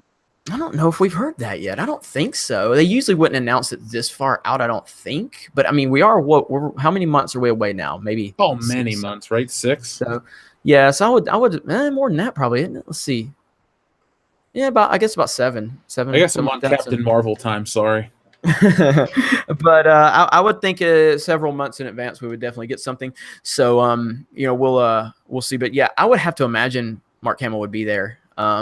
Because they need to prance anybody out that they can to market the movie at this point. You know they're going to have Mark Hamill in episode 9. I mean, we've heard the rumor that, again, someone commented in the live stream of mine, I guess there was a rumor that Mark Hamill would basically be a flashback scene. That there's a rumor going around that he'll be in a flashback scene in episode 9 where we actually see, you know, Luke Skywalker, which would only piss me off even more if they actually did that. Go ahead. Why? Why would it piss you off? Because it just shows that they've completely screwed this up, you know? So it's like, yeah, it'd be cool to see that in isolation, but it's only going to piss me off more to know what they did to Luke Skywalker in The Last Jedi. Dude, you know Darth what I mean? Vader's going to be in it. Did you What? know? What? What? According, Have you been talking to Mike Zero? according to the future, according to future Star Wars content, Darth Vader is going to make an appearance in Star Wars 9. I'm going to tell Mike Zero when I meet him, I want $1 for every bullshit story he's made up. So does he. Wait, so is that a Mike Zero story or is that an actual theory? That's what Mike Zero says, and I have no reason to doubt Mike Zero. Future Star Wars content. That's right. Future Star Wars content. So, you know, and I know, Anna, your favorite character is Vader. So Yeah. how would you feel if about he's wrong, this? I'm not going to be too happy with Mike Zero. So how would you feel if Vader was in episode 9 in any capacity, whether it's a force vision or some crap like that? I mean, in any capacity, how would you It feel? depends on which character he's interacting with. If they're going to do a force ghost of Luke and like Vader, then that I might be slightly okay with if it's executed well. But if it's some stupid bullshit with Kylo Ren or Rey, then I'm just gonna be pissed. Yeah, No, because I'll get a Vader, rant video from it. well, Vader redeemed himself. Why would Kylo Ren try to complete what his grandfather started? His grandfather was redeemed by the light side of the Force, defeated the Emperor, brought Because balance, he's an all that idiot shit. and a horribly written character. That's why. Yeah, there Yeah, we you're go. not a big fan of she's not a fan of Kylo, I can tell you that. So but No. I mean, the biggest thing for like me, again, I didn't like Rogue One as much as a lot of people did. But I mean, the last 45 minutes were fantastic, and obviously the Vader scene is amazing, you know. So, but that worked in the timeline and everything. So I feel like putting Vader in episode 9 in any way, shape, or form is just pathetically desperate on their side. So It wouldn't make any sense either with the story. But no. I mean, The Last Jedi didn't make sense, so I don't have too high hopes for any of them. Yeah, remember who we're talking about here. Yeah, that's true. So, I mean, in all honesty, if they continue to not make sense, at least they're staying consistent. So, let's see where we at. Alec Munoz, do you have your cat in the bomb shelter, EBS? Yeah, I don't even have a cat. That's in the song. But I don't actually have a cat. I'm just saying, if I did have a cat, I would definitely do that. Geek Core says, can't afford a super chat tonight. My bank account is down to its last $5. Wait, damn it. Hell, the High Council, all ramen this week for me, worth it. Well, thank you so much, Geek Chorus. Appreciate that. Core Moran says, EVS has changed, acting pious now. He's off pie. Oh, Acting pious. God. listen, I'll take a little criticism, but I don't think I've changed that much at all. I'm sober for the first time in like a week. Darth Bobcat, I believe in you, Uncle E. So Darth Bobcat believes in you. So Thank you. Bagel Goose says Bree used to smile, then she watched The Last Jedi. Oh man, Trevor. Have you guys been following the whole Brie Larson drama? How everything's It's horrible. It's so stupid. I know what happened. Okay, so yeah, go ahead, Jeff. I was gonna say, so they the criticism came out for the Captain Marvel trailer that she shows no expression, that she acts like a piece of wood, she doesn't smile or anything. And now you have these writers, well, I don't even call them writers, I call them bloggers with a badge because they're not good enough to call themselves actual writers. They're going out and saying it's sexist. The criticisms that this movie faces are sexist, and that female superheroes don't feature or face the same criticism that the males do. And it's garbage because what is one of the number one complaints about Henry Cavill Superman? He doesn't smile. He's too grim. He's too depressing. But no. Because we say it about Captain Marvel, everyone's this sexist asshole. And now it's gone on that this movie's message is that you can't talk about it because you're a sexist unless it's praise and happiness every 5 words. If you're not saying thank you, Captain Marvel, you shouldn't be saying anything at all. So Captain Marvel is a dumpster fire in the making. The MCU can't wait. is going to Star Warsville now, Yes, it is. I've said that. This is just the beginning of the end of the MCU. Kevin Feige couldn't hold on to it for very long. He couldn't hold on to it. He sat there and he started listening to those women. You can't do that. You can't do that. You can't do that. Captain Marvel cannot beat Thanos. She cannot beat Thanos. Well, what's ridiculous is, and the sexist part about it, is that how many movies did Iron Man get? Oh, yeah, 3. How many movies did Captain America get? 3. And it built up this character. And then you want to show, Captain Marvel. Well, she didn't start off as Captain Marvel. She started off as Miss Marvel. So why didn't you, do 3 movies for Brie Larson? Or not Brie Larson. I honestly would have cast someone else, not the girl that was in 21 Jump Street. But aside from that, get an actual, she's got an Oscar, but she's not a superhero type of person. Anyway, get a different casting director, build up Captain Marvel, so that way when she comes in, it's this big thing, like you just said, Ethan, she's not going to beat Thanos. Of course she's not going to beat Thanos because we don't know anything about her. You need to build her up. I know that Iron Man is going to take charge when he's in a movie because I've seen him do it. I know Captain America will too because I've seen him do it. I like Guardians of the Galaxy. Chris Pratt was more comedic relief, but, they all kind of got their job done because we've seen them do it. We haven't seen Captain Marvel because we needed to see her become Captain Marvel. What about that's Monica? The sexist part. I was going to say, what about Monica Rambeau? Because you can throw the SJW logic in their face. Why not have the black female superhero get her own movie? You know what I'm saying? You can throw all this stuff in their face to destroy their argument even further. So the next 6 months are going to be interesting for all of us. I mean, we're getting lumped in with this is all getting lumped in with Star Wars now because it comes from one company, Disney. Disney is infecting the entertainment industry with this crap in different ways than we can imagine. It's unbelievable. But well said by everyone. All right. Trevor Wright said, will EVS dress up as Cecil as his slave, or dress up Cecil as his slave Leia? Oh my God. Are you going to dress up Cecil as your slave Leia? No. That hurt. It just hurt. No. Yes. Thank you for thank you. It's just a flat no, like boom, no. Like a brick wall. Raincoat liquor. Superstition. Friendship ended with Ethan. Now Jeff is my best friend. Oh wow, that quickly. Who's my new best friend? Is it Raincoat Dion? liquor. Raincoat liquor. Superstition. Friendship ended with Ethan. Now Jeff is my best friend. Hey, That's not a very good friendship. If you're someone's best friend, you stick with them through thick and thin. Well, I think it's pretty good for Jeff because paid $5 to switch friendships, so Jeff's good. Even though I get the money, so I don't like that at all. I'm not. Dark Elf Night Baron, thank you for the super chat. God damn it, Jeremy Osteen, Ethan, donate to my church, and I will get the Lord to help you in your quest to rid yourself of your pie demons. Hallelujah. All right, let You me just. sound like French Stewart. That was pretty good. Let me just get a second opinion from my Ouija hat. Oh shit. Are you putting the? What does it put say? No, I'm not focus putting on- the Ouija hat Oh, on. oh, I'll okay, do it later. okay, I'll do it later. okay. I was waiting to give you the Thought we spotlight. were gonna get a seance. No. Donut Swan, where's Cecil? We need more Cecil. We do need more Cecil, but I don't know. We got a little bit of Cecil last week, didn't we? Wasn't it last week he was on?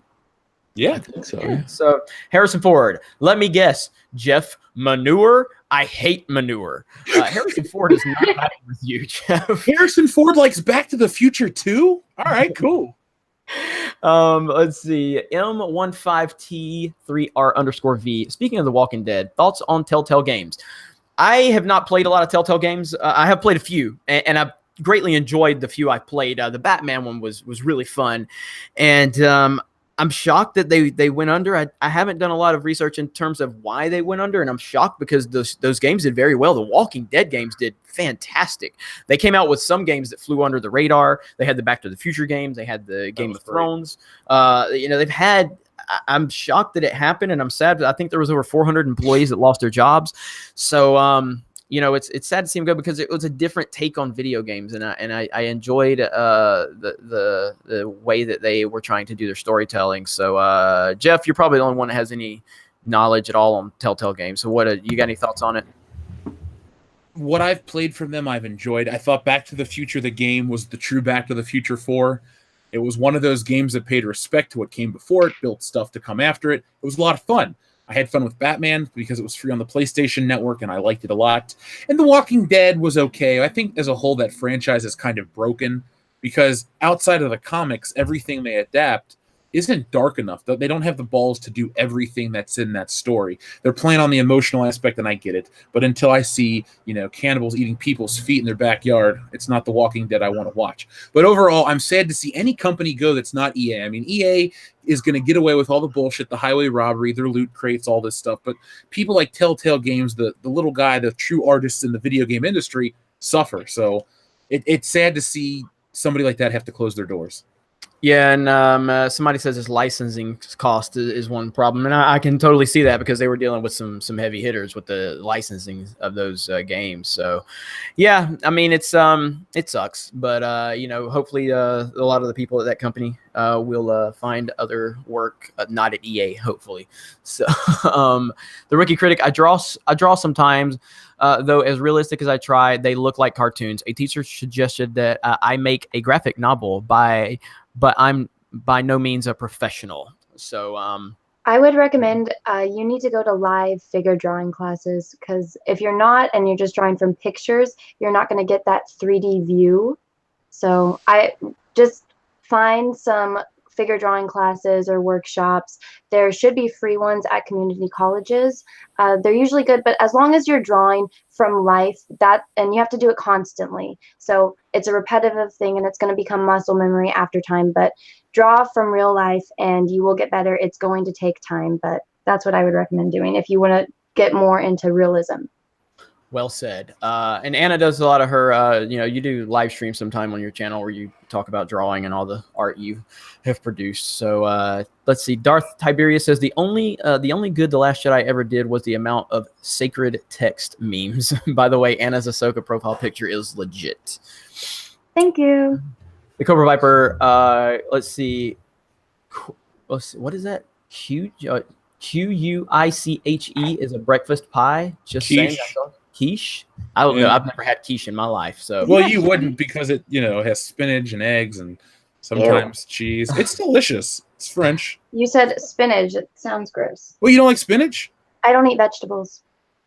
What? She doesn't. She doesn't eat vegetables. She doesn't drink water. So What you Wow. explain the water thing to me. It tastes disgusting. Well, you live in California, so I can I understand know. why. I drink apple juice. Or But if I have to you- drink water, I will put like Crystal Light or Mio in it so it tastes like fruit punch. I don't drink water Are unless you I absolutely have to. now? Are you drinking like natural apple juice, like fresh pressed stuff, or just the No, stuff? it has to have sugar. If it doesn't have sugar, I don't buy it.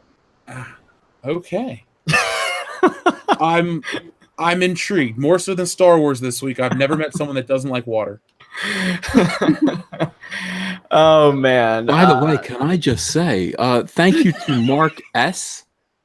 for this astonishing donation, $900 for Jeremy Hambley, with a message. Ethan, thank you for saving comic books. You're welcome. I have. Hopefully, this unrepentant bully gets what's coming to him. Well, with that kind of a donation, I think we're well on the way. And Jeremy, I'll thank you on behalf of Jeremy Hambley as well. Thank you for that. Well said. That's amazing. That is amazing. Immortal Coil says, each of you favorite original series quote and why. So favorite original series quote. Oh, there's so many. I mean, I could name off so many from Yoda. I don't know if there's any one specific one I can name that would be truly my favorite. Go ahead if anybody's got an answer. Anybody got an original trilogy quote? Mine might be not just one quote, but a back and forth. It's when Han Solo's like, "We don't have time to discuss this with committee," and then Princess Leia goes, "I'm not a committee." That I think might be my favorite line of all the Star Wars movies. Just their delivery is perfect. Nice. I like mine is ho ho ho Solo. That's That's actually great right there. Thank you. So I've always, it's one that I just kind of, you use in life, and that's, do or do not. There is no try. So it's kind of one of the more famous ones, but it's a really good one. So what do you got, Anna? Oh my gosh, I have so many. I was just trying to think of it. I would have to say when Luke is training with Yoda on Dagobah, and he says, "I'm not afraid," and Yoda looks at him, and it's like, he's tiny, but he's just like, "You will be," and he's about to go through hell. Will be. And then I think my favorite, just when Darth Vader finally, he says one line as Anakin before he turns back to Anakin, and it's when he turns his back to Luke and he says, "It's too late for me, son." And that's the one moment when Anakin appears, and that Luke's gonna win. I thought you were gonna say the part where Anakin realizes he's killed, what's his name, Mace Windu. He's like, "What have I done?" And then God, no. goes to act for like a half an hour. Oh Original boy. trilogy all the way. Let me see here. Where are we at here? God dang it. Chad just keeps jumping around on me. All right. The Rookie Critic. I work at Subway, by the way. Teleporting the cookies now. Yes.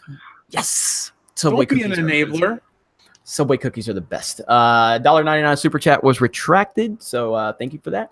Stirring occasionally. My doctor reminded me that Ryan moved the scar. That's right. Ryan did move Kylo's scar. I pointed that out well in advance of The Last Jedi, and I really wish I would have stuck with my original feelings when I saw that happen, when he moved Kylo Ren's scar that happened at the end of The Force Awakens. And then when the fans realized that, once the first trailer came out, Rian Johnson lied about it on Twitter when he was confronted about it. He lied. He said, "No, I didn't." And then people sent the picture from Kylo in The Force Awakens to Kylo in The Last Jedi trailer. And then he says, "Oh, well, we thought it looked kind of stupid, so, we moved it."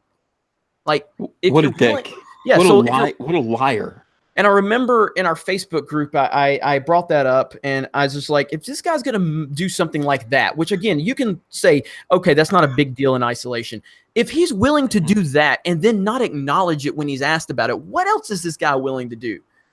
I clearly did not stay with my gut instincts, because I still went into that movie and was blinded by, my love of Star Wars. And you learned the hard way. I did, man. I did. And what else is he willing to do, Jeremy? We've seen hookers? It. Yeah. Kill orphans? He's just makes me sick. He's just sick. He's terrible, man. He really is. So yes, he is. All right. Makani90 says, theory, Rian Johnson and Kathleen Kennedy are from the same future that Mike Zero is. He failed to keep Kathleen Kennedy from gaining power over Star Wars, but made sure The Last Jedi would spark a backlash, creating the fandom menace and Solo's failure. It's all his plan to save Star Wars. That's elaborate. God damn it. That's amazing. So let me say that one more time. the theory, Ryan Johnson and Kathleen Kennedy are from the same future that Mike Zero is. He failed to keep Kathleen from gaining power over Star Wars, but made sure The Last Jedi would spark backlash, creating the Phantom Menace and Solo's failure. It's all part of his plan. That's fucking beautiful. And by the way, everybody, I mean, I'm sorry we didn't cover it, and I apologize. I have failed you as a host. I've failed you as a leader of Geeks and Gamers. I have failed everybody on this panel. I failed everybody in the chat. I did not announce that Solo released today. I know you're all watching it. I know you're all watching it right now. I know you're all very excited. So, oh wait, that's right. No, that's right. Nobody bought it. That's what it is. I didn't buy it yet. So, I didn't either. Don't do it, man. I'm going to. I'm going to do it right up after we get. Walmart is open 24 hours. They also do have pie. I'm going to walk right by the pie. No, you're not. Don't fall for it. I'm doing it. I'm buying it's a trap. Don't do it, man. I know it is. I know it is, but I am on my way to go get it. I will review every aspect of it. I can't wait. God damn, I can't wait. Excuse my language. I can't wait to watch the making of. So I will laugh myself. Making of Solo. I will. Oh my God, I will pee myself laughing. 3 different directors. Oh yes, yeah. I want to see Chris Miller and Phil Lord like launched out of Lucasfilm by foot. Just boom, kick them out. Bring in Opie. I will never stop laughing at that stuff, and I hope that I'm going to buy the best version possible. I want to see every aspect of the making of Solo, a Soy War story, and I will make videos. I'll make videos. Don't worry. You guys won't miss a thing. I want to see all the deleted footage. I want to know more about L337. Oh God, this is going to be good. Are we gonna have to do a watch party on this? Yep. Oh my God. So. Yeah. I don't want to watch it. I've kept my I don't know anything about L33 whatever 7 or whatever. You don't get to pull this card, okay?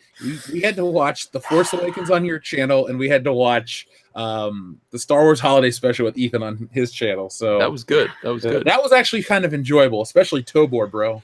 Tobor, bro. Yeah. Did we buy Tobor? We didn't buy a Tobor. No, we need to. And we still owe them the Ewok movie. I was too busy to do anything this previous week on that. So, all right. Proper Jeremy says, Proper Jeremy, no, you F off, regular Jeremy. I told Proper Jeremy to fuck off on Twitter earlier because he was correcting my grammar. Hey, I had to correct his grammar one time, so he doesn't have much to talk about. I remember that. Was it during a live stream? It was. Yeah, because you messaged me. You're like, dude, I just had to correct Proper Jeremy. I'm like, oh, so I went in there. It's like, yeah, that's good stuff. Critical Equation. EVS lives if Disney lets us twist in the wind until Kathleen Kennedy's contract fully plays out in September 2019. Shaking my head. I have high hopes for news by Star Wars Celebration 2019. We had a discussion. We had a full Kathleen Kennedy discussion the other night on this channel last night, and a lot of different sides of the Kathleen Kennedy debate. And what happened with Craig? What exactly do you want to know? Well, because this morning on Good Morning Pop Culture is like, did you hear about No Credit Craig? I'm like, who the fuck is No Credit Craig? And they're like, yeah, man, last night during Jeremy's stream, I'm like, I was doing The Empire Strikes Back here on the channel. I'm like, Gary Kurtz, I missed the whole thing, so fill me in. It was so cringeworthy. You want to tell him, Anna? You want to tell him? Oh my goodness. Well, I was supposed to be on it, but I was working the Barbie 60th anniversary event at Mattel, so I missed out on it. So I was listening to, the playback of it, and I messaged Jeremy. I was like, oh my God, I don't know if it's a blessing or a curse that I missed this, but it's very difficult to get through. And then he's like, just wait until you hear what Ivan says.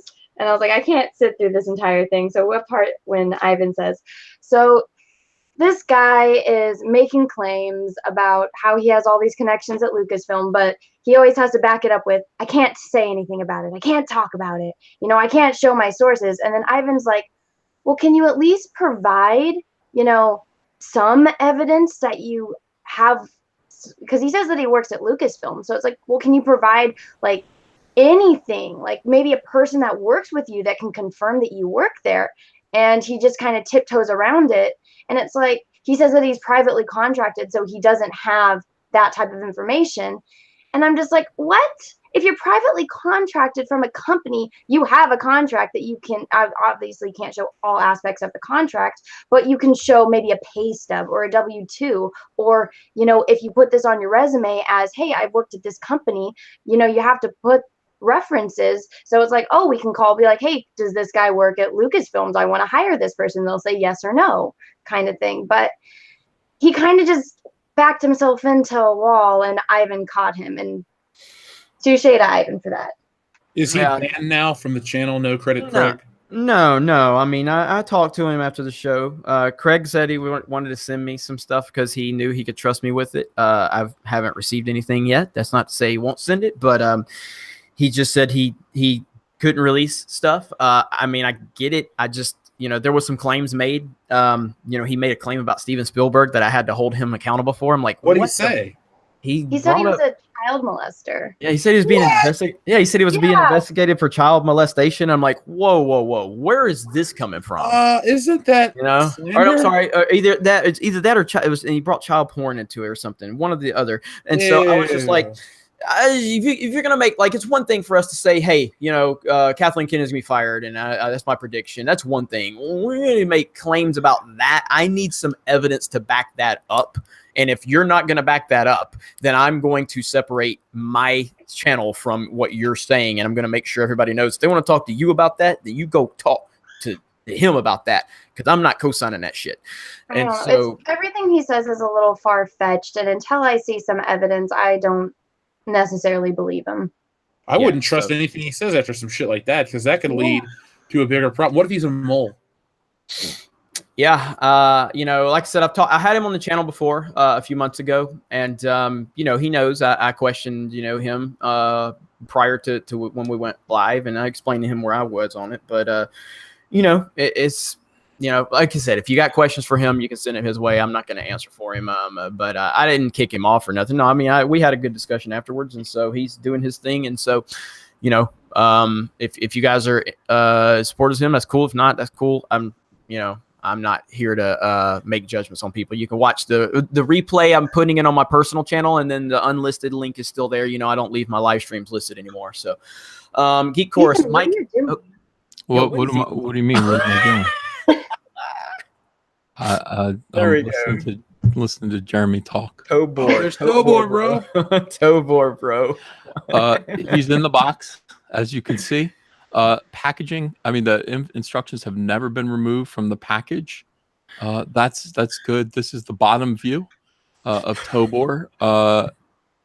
Caution to avoid ear discomfort. Do not hold Telesonic Commander closer than 10 inches from ear. That's good advice. Good advice. So in other words, it's going to go right in your ear. It's going to make a horrible 70s squeaking noise. That will cause you ear discomfort that you might want to avoid. This is all information that you need if you are considering purchasing a Tobor Telesonic remote commanding toy. It's remote controlled. Maybe Jason Ward's secretly Tobor because they talk about ear displeasure. So Well, that's true. I didn't think about this. What the hell is this? It's Full in circle. Rome. It's Rome, Italy. What's $47 for shipping though? Oh my that's gosh, a plus lot. 98.77. I mean, But it's Tobor, bro. it is Tobor. This is the best Tobor that I've seen. Look at these kids. They look happy. Why do you have a Spanish T-Mobile ad? I don't see it. Where does it say that? When you click out, you go back to the thing. click out. Click out of the there. See on the right. Illimitato Hey, hold on. $30 por linea. I don't know. I don't speak Spanish. Is that no? That's Italian. Is that no? Is that? It's No, because it's it's from Spanish. Rome. It's shipping Uh, from Rome, so it's Italian ads. But you're on like US eBay, right? Because wouldn't eBay be eBay IT? Yeah, I can't explain it, guys. I can't explain it. I don't have all the answers. I know you want me to. I don't have all the answers. This is Tobor from Shaper, a You Drive It game toy. Shaper, a very successful toy company. Or is it? One of the things that's interesting, though, is I looked at the back of this. And look at this. See this? The Cootie?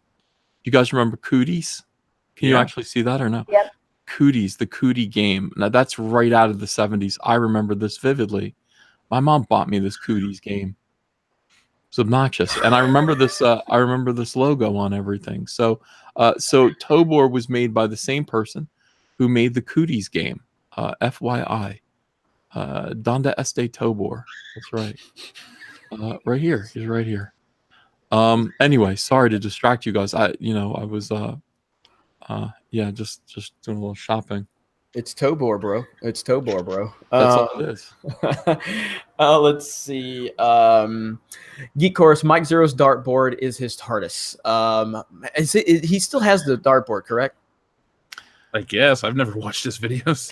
From what I understand, the information that I have gathered is that he does still have the dartboard, but he has removed the dart from the center because he learned that getting a dart dead center is 0 points.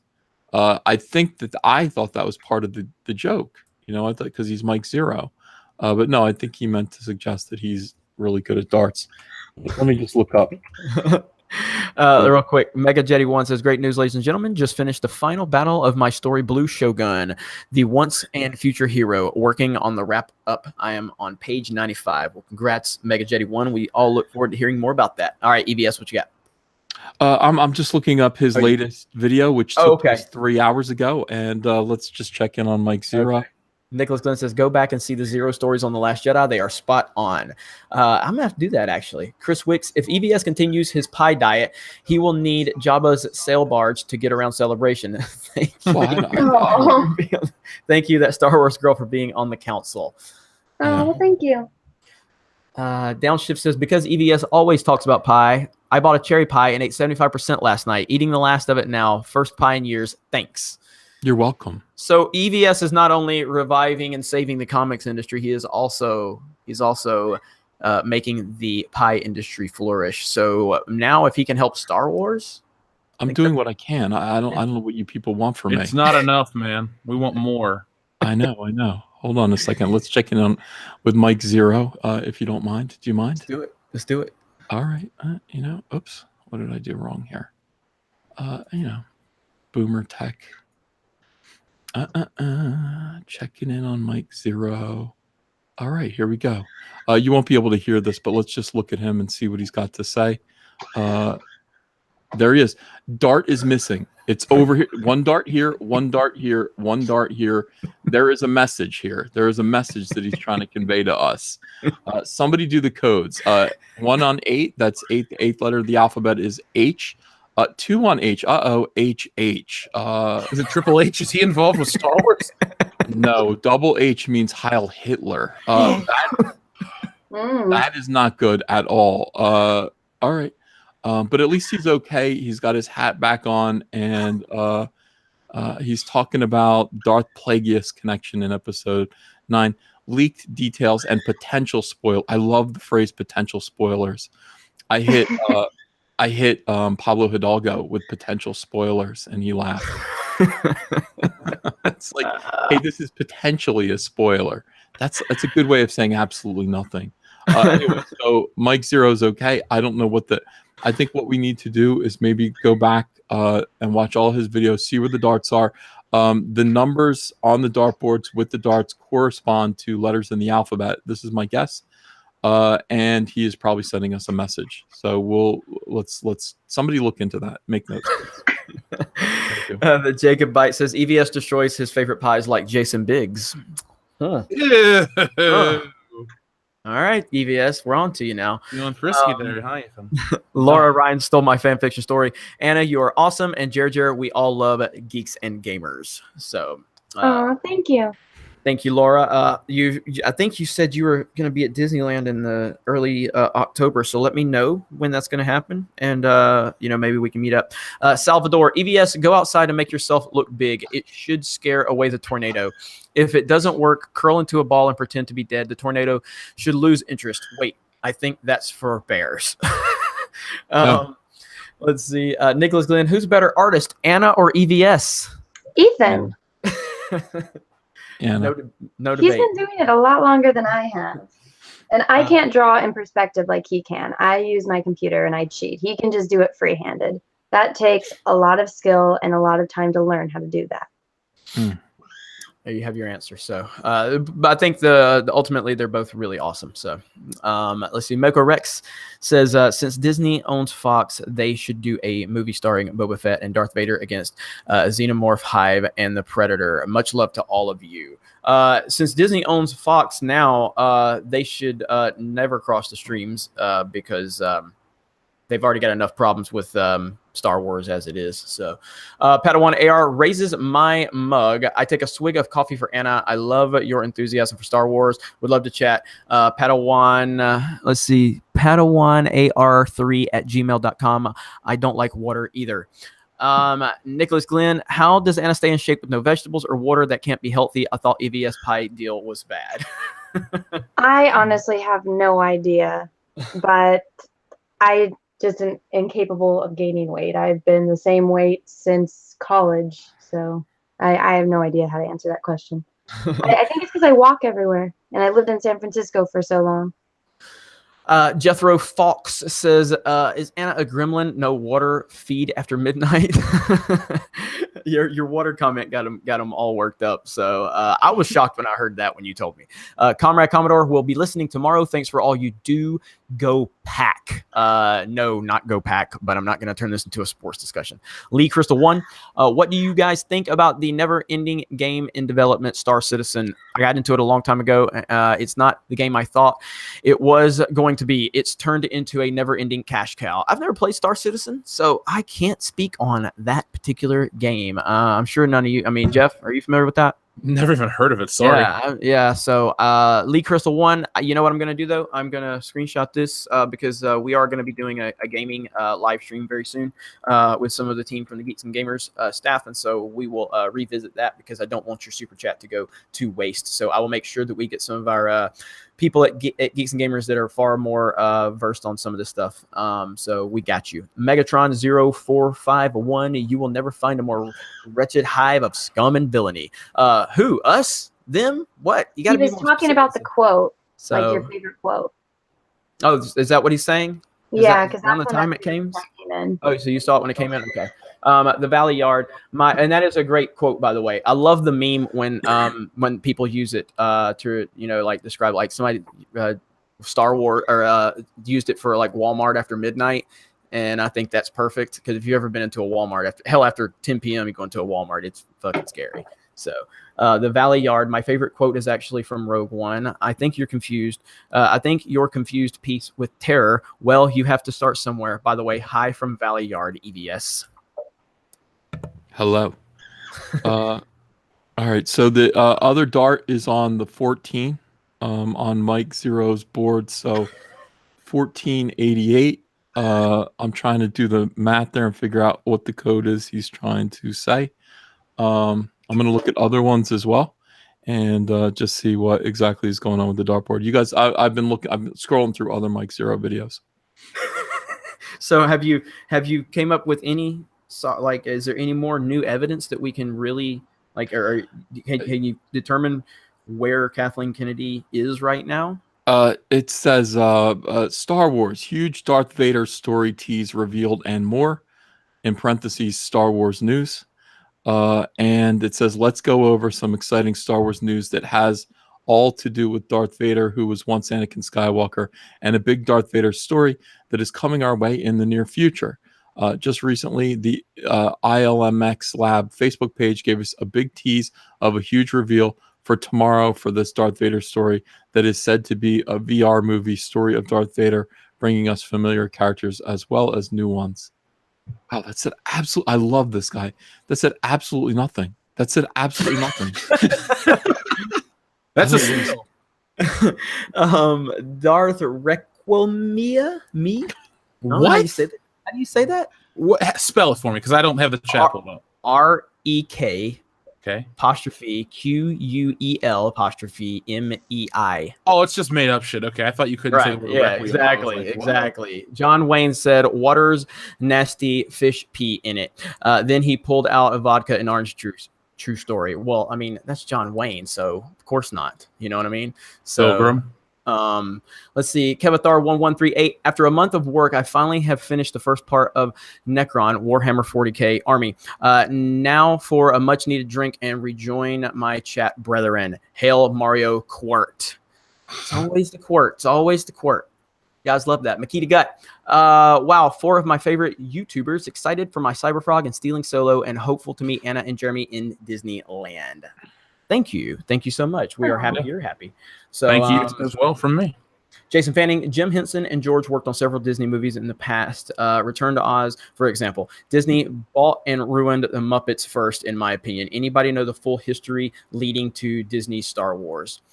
I don't know if there's a lot. I mean, what I know of it is basically, I think they had an event for Star Wars weekends, if I'm not mistaken, and George Lucas and Bob Iger were there, obviously. And I think Bob Iger kind of jokingly said, like, George, when you're ready to sell Star Wars, let me know. And then George was like, I've kind of been thinking about it. And that kind of where the conversation kind of started.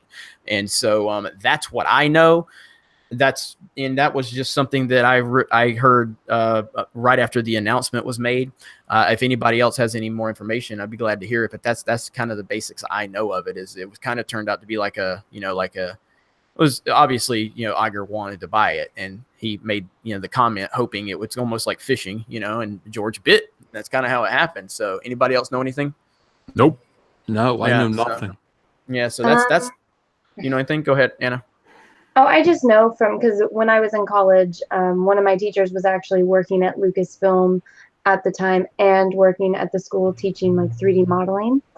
And he just said that basically what he could talk about was that they weren't making the money that they needed to be making on things. And he did it so that way, he could save Star Wars in a way, to keep it going because the company wasn't bringing the revenue in that it should be. And George isn't getting any younger. So that's just what I got from it, but I don't want to go too far into a conversation I had with someone.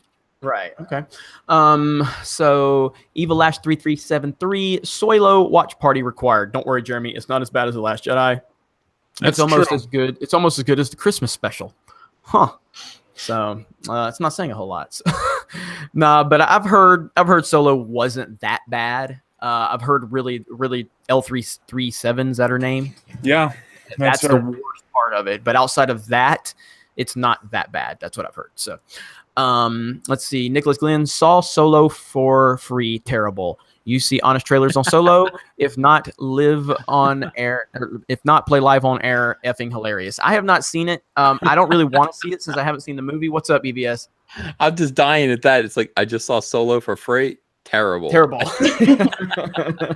watched Mahler's review on it, and I felt like that did it justice more than the actual movie. Yeah. Did you see Mahler's review on Alien? Or not Alien, The Predator? No, I haven't watched it yet. You have to. It's hilarious. Trying to put time out so I can watch it because his videos are so in depth, but they're so entertaining at the same time. I like to sit there with popcorn and just watch it and laugh. Hey, by the way, Jeff, Mike Zero has 2 videos over 1 million. Just to put you in your place, Mike Zero has a video called Star Wars The Last Jedi, Exciting News of Darth Vader, 1.2 million views. Do you remember Darth Vader being in The Last Jedi? I do not. Oh, well, it got 1.2 million views. Star Wars Episode 8, The Last Jedi full plot leak from 2 years ago, 1 million views. And then also, he's got Darth Vader Rogue One, a Star Wars story, Darth Vader deleted scene of Darth Vader from 1 year ago, 988,000 views. So what do you think of that? I think he lied to get those views. But what's his subscriber count at? 133,939 subscribers. He's almost double what I got, but I got 1 million in a month, so I don't know what his record was. I don't either. All I know is he's been doing this for more than 9 years. Oh, shit. This is him. He's talking about the movie The Hangover 2. I thought Mike Zero was like a kid. He's a kid in this. Dude, he looks like a little kid. He looked like Howard Stern just a few years ago. Yeah. It's awesome. So he's been doing this for 9 years. Congratulations, Mike. Let's see. Geek Course says, will you have a watch stream for Ivan's The Last Jedi re-edit? I think we have to. Oh, it's so good. Yeah, I think we have to do a stream for Ivan's The Last Jedi re-edit. I think that has to happen. So once it's released and once we can coordinate everything, we would probably have Ivan on with us when we did that. I think that's a go. So we'll keep you guys posted on that. So stirring occasionally, Darth Plagueis theme played in my gynecologist's office, but it turned out to be BG's shadow dancing. Yeah, it sounds similar, you know. Sounds similar. Mega Jetty 1, use the Force, Luke. This is my favorite. Everyone, what's your favorite Terminator quote? Mine is surprisingly the F you a-hole in Arnold's robotic voice. Oh, God, I have not watched Terminator 2, which Terminator 2 to me is one of the all-time great films. So, Ooh, I know now why you cry, but it's something I can never do. I think that's the best line from Terminator. it's I can't remember the exact quote, but it's the part where he's like, I need your clothes, your boots, and you need And your clothes, motorcycle. boots, and your keys. Yeah, clothes, your boots, and your keys. I love that. So good. I want to watch T2 again. I haven't seen T2 in a long time. It's been way too long. EBS got a favorite quote, or Anna? Well, favorite quote of what? Terminator. Terminator 2 favorite quote? No. Well, not even T2, just any of the Terminator. Can I cuss? Of course you can. Go. When he's like removing his eyeball and the person's banging on the door and he like gets to pick what he's gonna say and he just says "fuck you, asshole." yes. Oh man, I really need to watch Terminator 2 again. So That one's in the first one. So no, I know, but I'm just saying I'm so like it's been so long. Like I like the first one, it's good. Yeah. T2 but is just T2 is perfect. like it's like up there with the Dark Knight Empire Strikes Back. I mean, it's that good. So all right, OJ Martinez, you guys are all awesome. Thanks for making every Tuesday night at work a lot more bearable. Keep up the great work. Thank you, OJ. The Grand Inquisitor, you guys should watch Tobor the Great movie. Is that about the Tobor we all worship now? No. Okay, Tobor we all worship. Then that's blasphemy. That's blasphemy. How could we do that? Why would we ever watch that? We never would. Dylan Krubel, EVS collecting Tobors and forcing them to bake pie. Tim Riggs, I'm back from Montreal. It was great to have the High Council to listen to on the 90-minute drive home from the airport, and no Monopoly money anymore. Well, glad you had a safe trip, and I'm glad we could entertain you. OJ Martinez, hey EVS, there's a slight problem with the dartboard theory. It only goes to 20.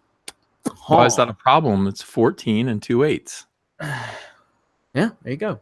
Okay. Tim Riggs, thoughts on Nintendo's exclusive Mario Kart 2019. So Tim Riggs sent a super chat last night during the live stream, and he said Kathleen Kennedy is going to take over Nintendo, and it's going to in 2019 going to release Mario Kart.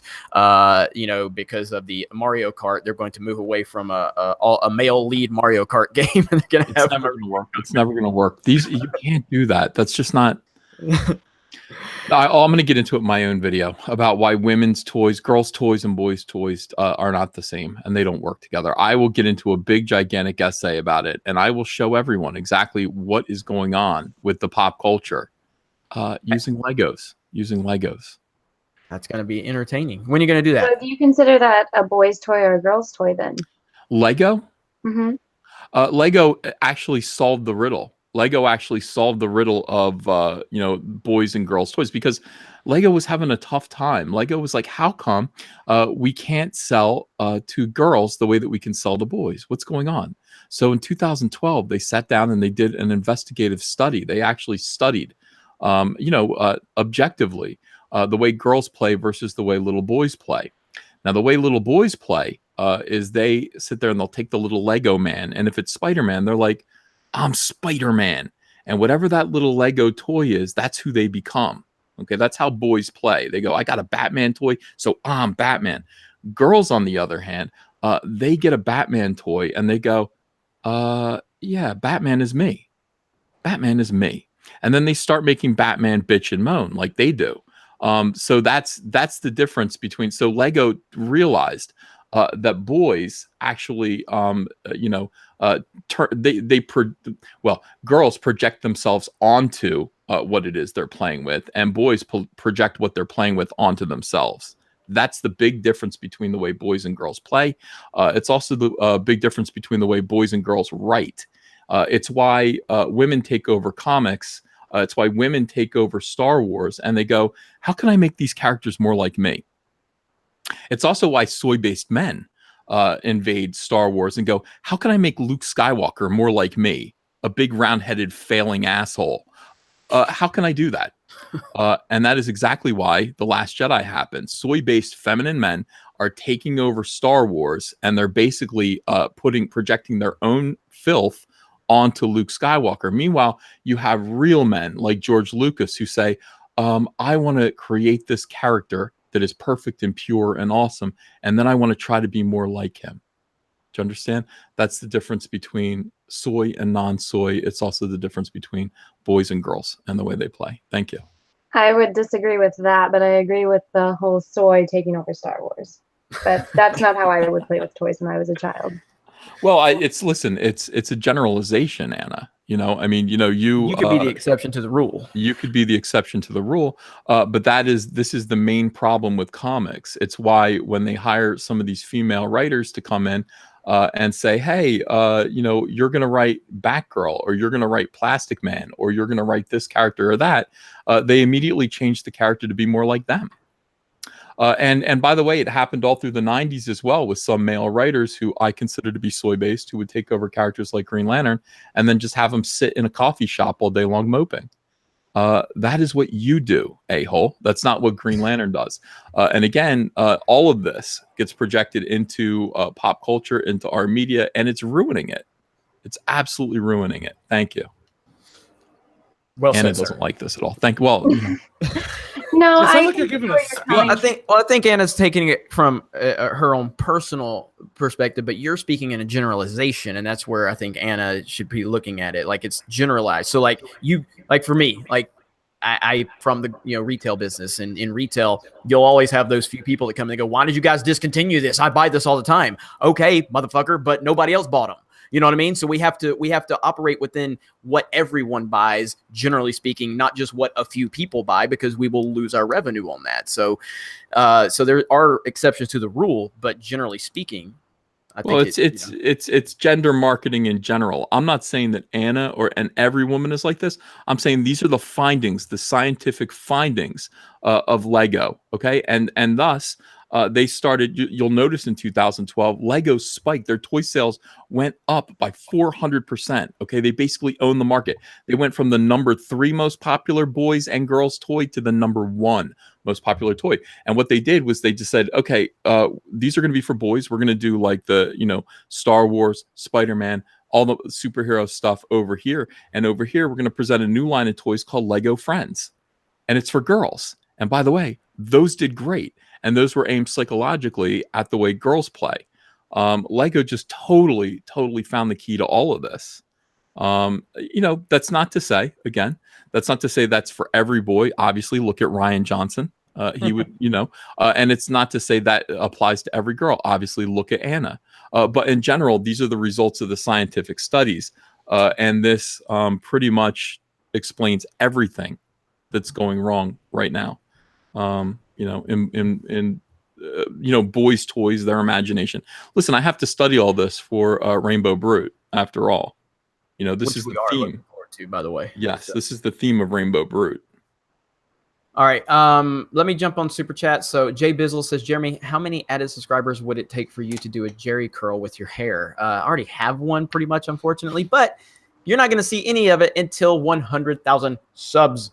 So Crispy Chips, read the excerpt of the novelization of Solo on StarWars.com. There's a whole paragraph making fun of Imperial officers Roundhead and how it irritates Han, just like EVS does to Rian Johnson. Can someone pull that up? Captain Marvel. Look at grumpy ass Brie Larson, Captain Marvel, and her miserable face. Do we have to? Why would anybody aspire to that? That's not an aspirational hero. That is the result of excuse me, but the feminine projecting themselves, these feminists projecting themselves onto a hero rather than creating a perfect hero and saying we want to be like that. They're saying we're grumpy bitches, we're grouchy. Our hero is going to be a grumpy, grouchy bitch too. And by the way, don't tell her to smile. Don't tell her to Can't. smile. Don't tell her to actually send signals of health and reassurance, like normal human beings do, like normal animals do to each other. No. To them, baring your teeth is the same as it is in the monkey kingdom. In the animal kingdom, baring your teeth to another monkey is a sign of submission. And so this is all what this is about. There's a lot of I'll get into this in my own video. Thank you.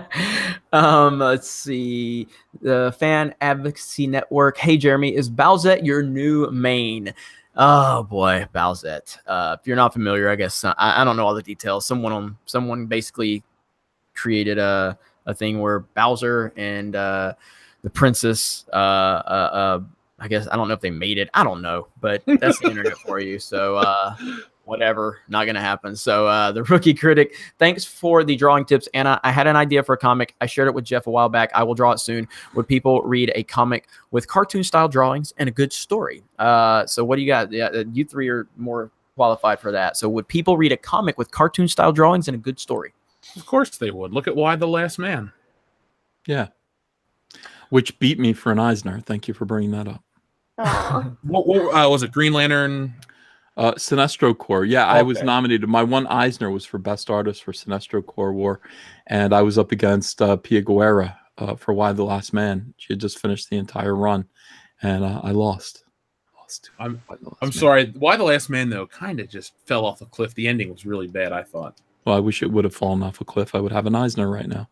Yeah, but you got this. What's Pia Guerra doing? I don't know. She doesn't have Cyberfrog money. No. All right, let's see. John Matrix says, I got Solo to review for my channel, but if you get rid of L337, Pandolando, No True Villain, weak storyline, SJW stuff, it's the greatest movie ever. Oh my god. So L337, Pandolando, No True Villain, weak storyline, and the SJW stuff is the greatest movie ever. That's a lot to take out.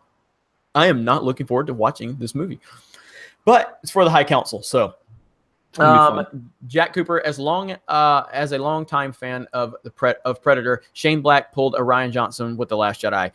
It rewrote how the entire he rewrote the entire franchise, turned it into a comedy. So I haven't seen Predator. Has anybody else seen Predator yet? The original one, of course, but not the new one. I refuse to watch it because all the guys on my channel are like, "Oh, you got to check it out, man. You're gonna like it." And then I watched Maulers, and I thought to myself, my friends have bad taste, so I'm gonna listen to Maulers' recommendations from now on, and I will not be watching the Predator.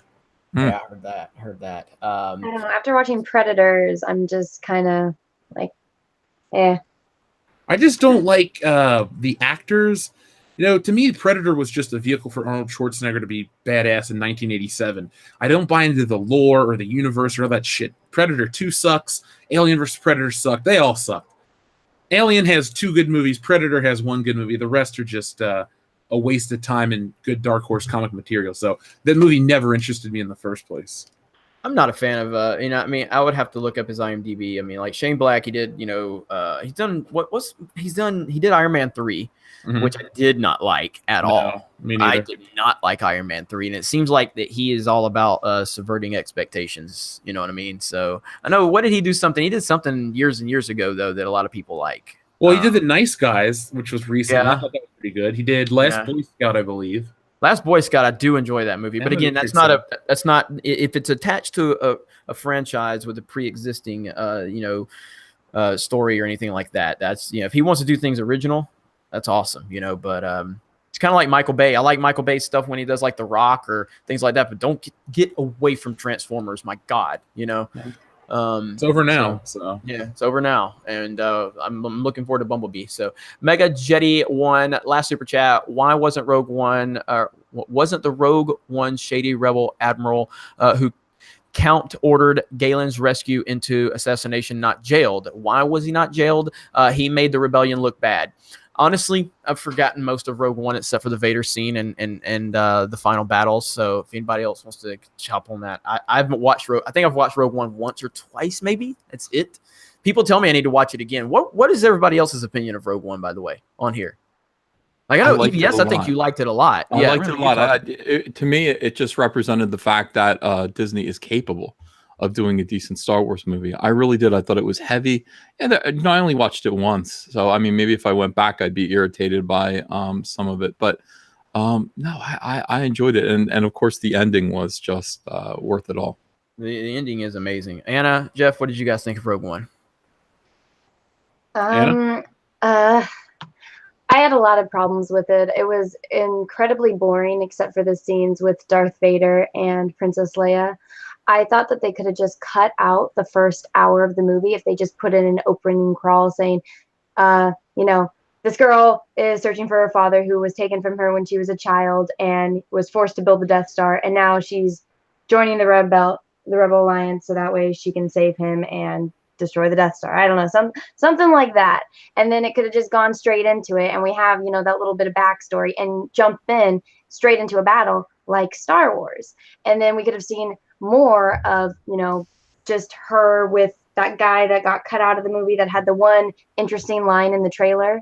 The first trailer where it had the footage that they had cut out of it because it was a lot darker. Yeah, they cut so much out of the I know, they trailers. could have put so much into it, but that first hour of the movie is just so boring. It's like start with the action and then continue with that, and then you could have that final moment at the end when the Death Star blows up, because we all know going into it they're all going to die, and we know what's going to happen at the end. So have it action packed and interesting. It was so boring, but I love the scenes with Vader. That's the only redeeming quality of the movie. Yep. Jeff, what do you think? It was the best Disney Star Wars film, but by no means is that like a huge achievement. But I don't dislike it. I was fooled into buying it on Blu-ray, and then I rewatched it and I thought this isn't as good as I remember. For me, I was so excited that it wasn't Force Awakens level of garbage. So I kind of like once Jyn Erso got chokeslammed by K2SO, I was like, okay, we don't have another Mary Sue. This could be good. And then I saw the X-Wings and the Yavin base and all that, and I drank the Kool-Aid, and I was like, this is so great. And then I watched it 2 more times. I'm like, this is maybe a 7 out of 10 at best. So if I have to watch one of the 4 Star Wars movies from Disney, that'll be my choice. I like it enough, but not enough to go out and Krennic was cool. I thought Krennic was a nice addition. Krennic was to the Star Wars amazing. universe. Ben Mendelsohn is awesome. So Krennic He was the great. first Star Wars villain I had sympathy for. Because Yeah, I was like, man, Tarkin's going to take credit for this guy's achievement. I kind of feel bad for him. Ben And, Mendelsohn's a very underappreciated actor. He's great. I don't know if I would say he's He was a good actor, underappreciated. but the character was kind of a joke. No offense. Nah, I don't know. I wasn't afraid of him at all. I knew exactly what was going to happen. Oh, I don't think you were supposed to be afraid of him. I think you were supposed to see another side of Grand Moff Tarkin. I think it was just he was used to build Tarkin up to be more than just an old guy that gave Darth Vader orders on the Death Star. Well, did you not already have that preconceived notion that he was kind of like a sleazeball, that he would do whatever it takes to get to the top, and that's why he's in the position that he's in? Because Vader will kill you no matter what, did. so that guy had to get there somehow. It just wasn't surprising to me. Yeah, that makes sense. I mean, I'm a Ben Mendelsohn fan, so I was very happy with his performance. He's overall. got a great career role, and he's in something big coming up. I mean, if you really want to see Ben Mendelsohn, watch Bloodline on Netflix. Unfortunately, you don't want to watch season 3 because seasons 1 and 2 were great.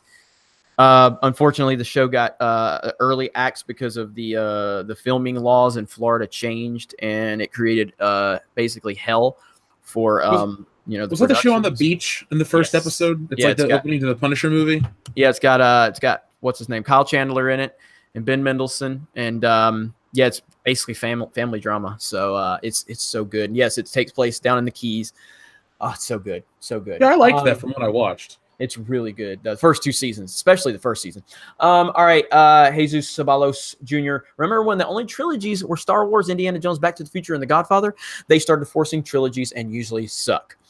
Usually, there are a few trilogies that have happened since those that you can put into the all-time greats, like The Lord of the Rings, and I'll always have Toy Story in that. And so, Nope. but no, we're not even going to talk about that, Anna. Hold on, So, I need to know why. Oh no, Anna, you had to say it. I hate Toy Story 3. Oh, I do too. I find What? my reason's different from yours. What's your reason, Anna? Oh yeah, We'll get into that a personal. different time. yeah. All I'll say is, Well, as yeah, go ahead. as a grown man who went off to college, I thought it was bullshit. Oh, you have to throw your toys away. Yeah. I just put them away in a closet, and when I moved back home to switch schools, I was like, I'll put some shit in my office, and now I got a YouTube channel that's built on some of this stuff. So Andy's a fake kiss ass. I don't like the character. Yeah, he was good as a child. When they made him an adult, that just wasn't Andy anymore. I am not going to have this blasphemy on my high council. Actually, yes, I will, because that's what we do here. All right, Harrison Ford, don't put words in my mouth, Jeff. I like Back to the Future Part 1, not 2. Yeah, but Manor, I Hate Manor is Part 2. When Biff crashes at the nighttime after the Enchantment Under the Sea dance, because in Part 1, I think he goes, I'm going to get that son of a bitch. And in Part 2, he goes, I hate Manor, and he freaks out. So, Harrison Ford, the joke's on you, my friend. I'm going to keep you chained in the basement for an extra 6 months. I love his avatar too. It every time his avatar, it pretty much conveys the message of his super chat. Edward, Antonowicz, discover what makes Jeff a hero. That's in quotation marks. Discover what makes Jeff a hero. That should be the subtitle for Stealing Solo. You're like, who's this Jeff guy? Makani90 says, so by Ethan's definition, what was Kathleen Kennedy, Ryan Johnson, PHJK, and CW playing when they were kids? So by Ethan's definition, Ethan, you still here? Yeah, I'm right here. I'm okay. So what were they playing with as kids? So Kathleen Kennedy, Ryan Johnson. Who's PHJK? Is that J.K. Rowling? CW? Who are these people? I don't know. Who is CW? What do you mean? Say them again. Kathleen Kennedy. I'm assuming Ryan Johnson or RJ is Ryan Johnson.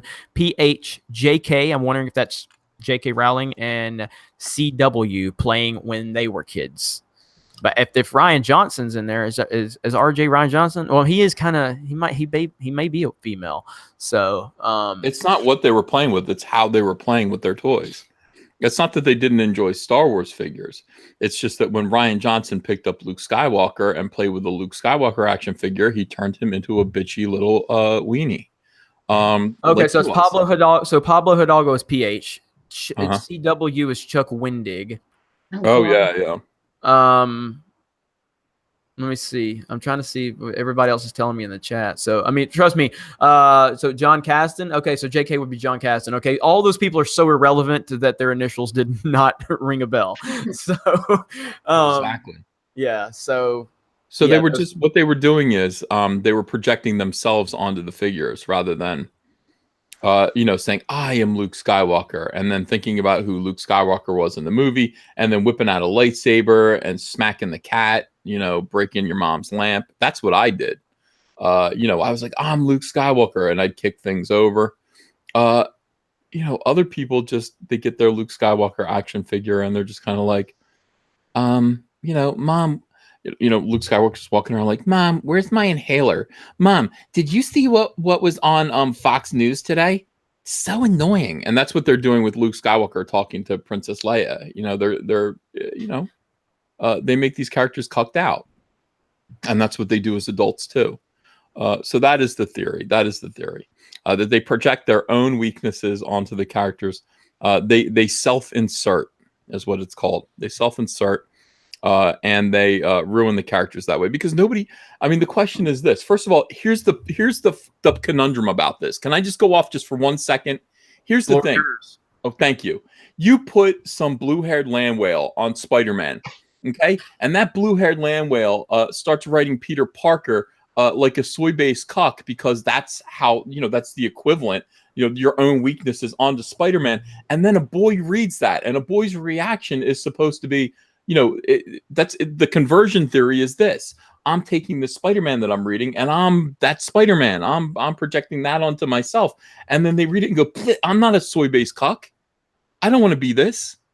And then they throw the comic book into a wood chipper.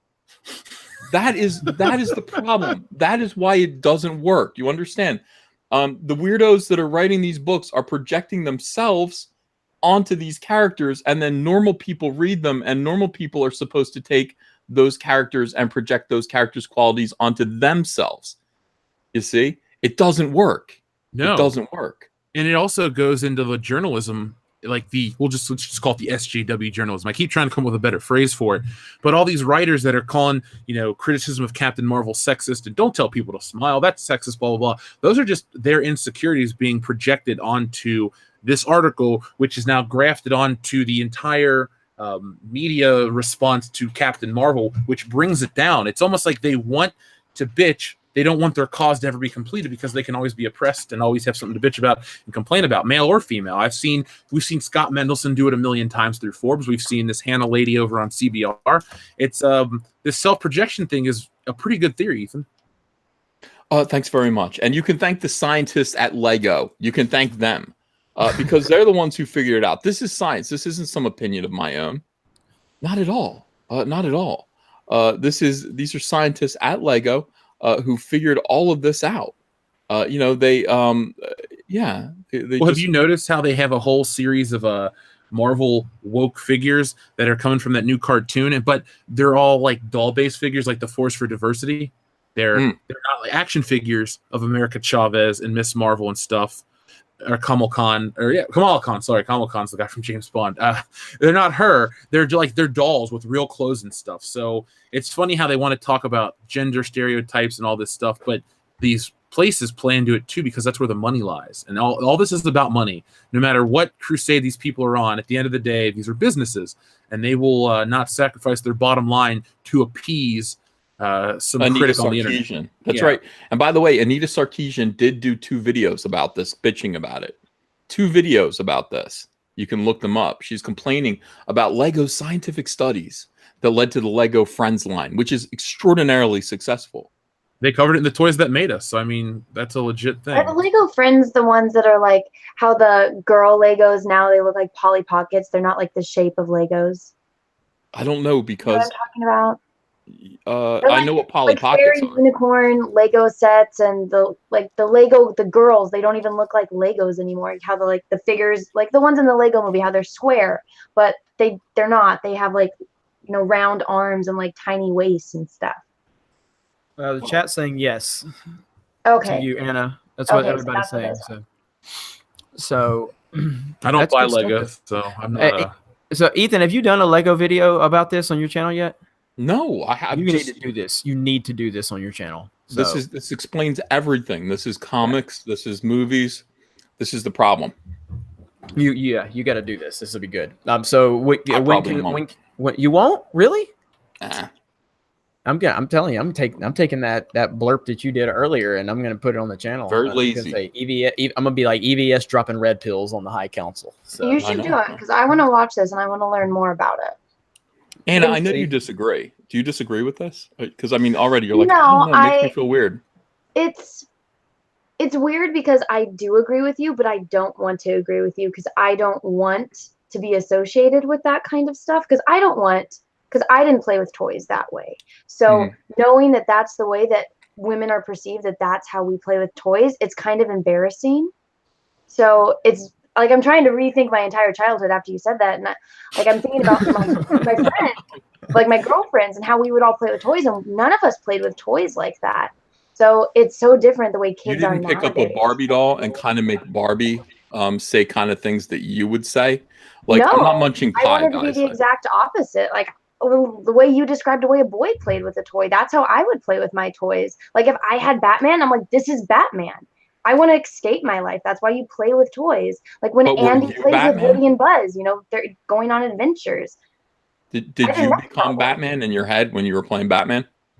Well, I had Batman and I had my other characters too. So, I mean, it depended on what I was playing with, and what I was doing. I like building. I grew up on a ranch. So I would always have my toys interact with the animals, or I would be building houses for them in trees and stuff. So, yeah, I was a weird kid. Anna told me point blank, if she ever gets enough money, the first thing she will have is a bat cave in her house. That's what she told me. So that's how her mind works.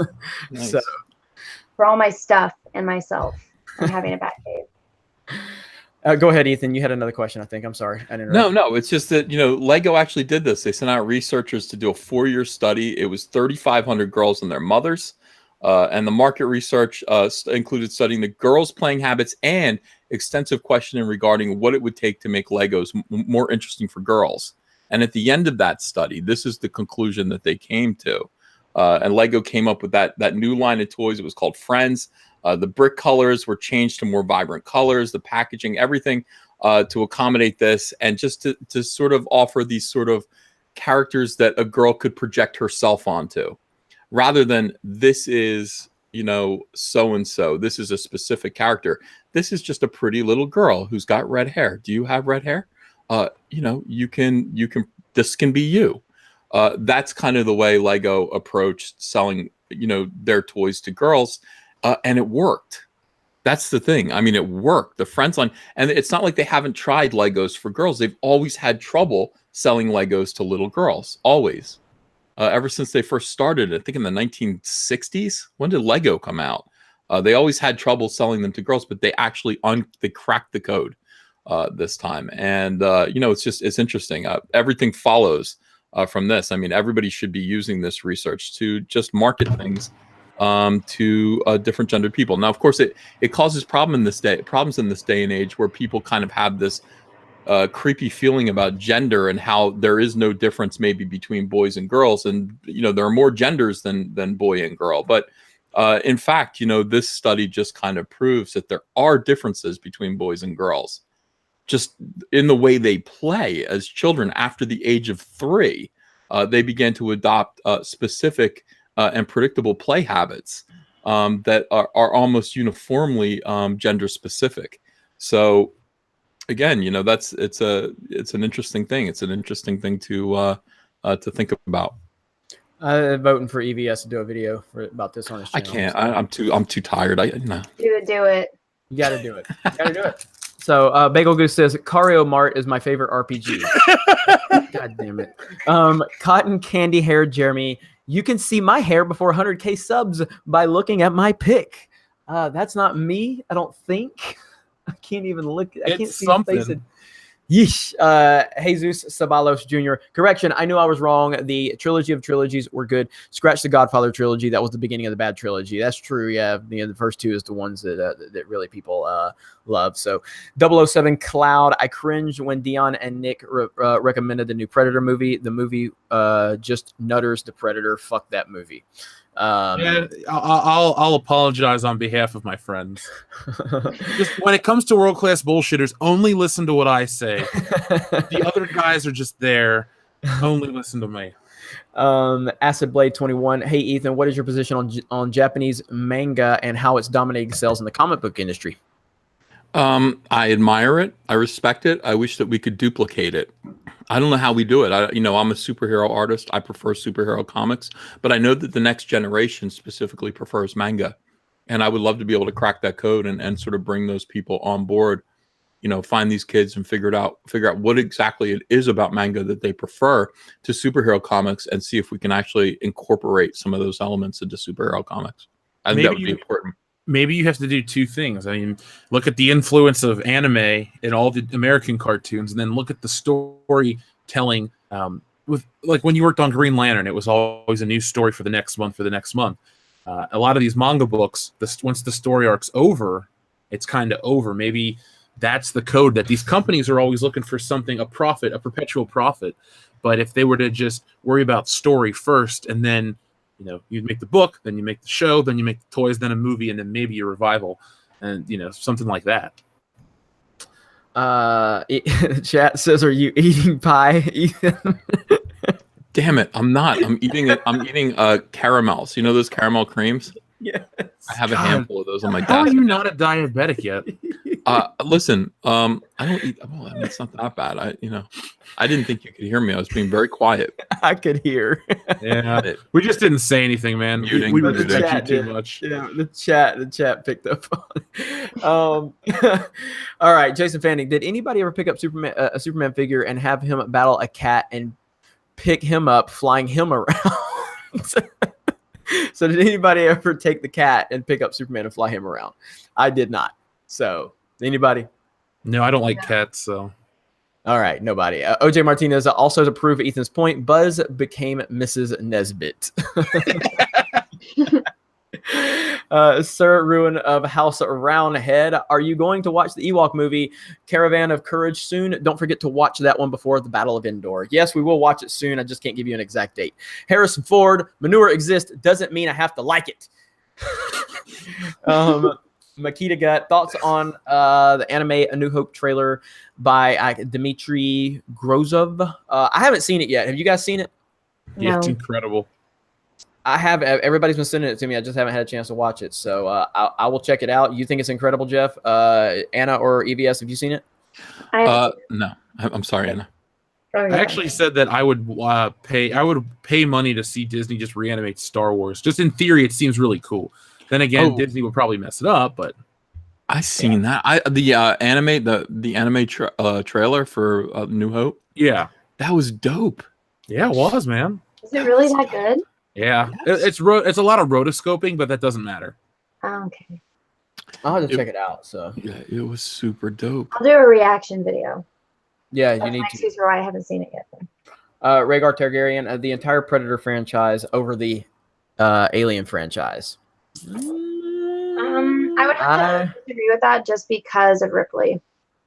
Yeah, I think I like the Alien franchise over Predator as a franchise. Like, What- I prefer the Predator movie to the Alien movie just because it doesn't scare me. Alien scares me. Like, I'm afraid for my life when I watch Alien. When I watch Predator, I'm like, oh yeah, I could totally roll in mud and set up traps. But when I watch Alien, I'm like, ugh, this is I creepy. mean, it's not like the Predator rips people's heads out and uses their spines as trophies. I mean, I think that's more horrifying than being I punctured don't through the think head and so, dying because instantly. that's like a biological weapon, an alien. And I mean, if you cut it, its blood is acid. If I cut a Predator, it's not going to tear through my ship just because I cut it, you know? Yeah, but it's going to blow you apart before you can cut it. It's higher evolved. It has it's just intelligence, unlike the alien, which is kind of like Yeah, but with intelligence, it can also make mistakes as compared to, just plain instincts like an alien. well, our heroes beat both of them. That's true. But I like Alien, I guess, more too. Alien and Aliens, that's two movies I like over just Mhm. one Predator movie. So. Yeah, that's where I look at it is taking those first two. So, John Wayland, Uncle, are you against an easy bake pie oven? Am I against it? No, I'm not against it at all. I think light bulb cooking is the future. I still have my Easy Bake Oven from the 90s. Easy. Is it the white and purple one? Was that what color was in the 90s? Yeah, it's white and purple and pink, and it's got like a black handle. And I still have it in the box. I remember seeing those commercials all the time, and then I kind of wanted creepy crawlers, but I never got those. I feel like that was the male equivalent. Girls baked Easy Bake Oven and got to eat the food, and you got stuff with like shitty gummy worms and crap. Obi-Wan 27883. I wonder if the Lego theory holds when playing games when you create the characters you like Dungeons and Dragons. Thoughts?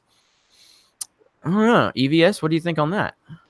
Does the Lego theory hold when you play games where you create the characters you play, like Dungeons and Dragons? Thoughts? Oh, geez, I don't know. I don't have thoughts on that. I'm currently Yeah. reading about how Lego Friends pretty much come pre-assembled, which is like, really? yeah, it pisses the feminists off. It's like girls can't build things, so just put it, most of it's put together already. I don't know. I don't know. Yeah, I don't know about that. But I think again, it goes in general. Think about the idea of not having the kind of imagination where you become something, whereas just everything around you becomes you. That's the syndrome that we're talking about here.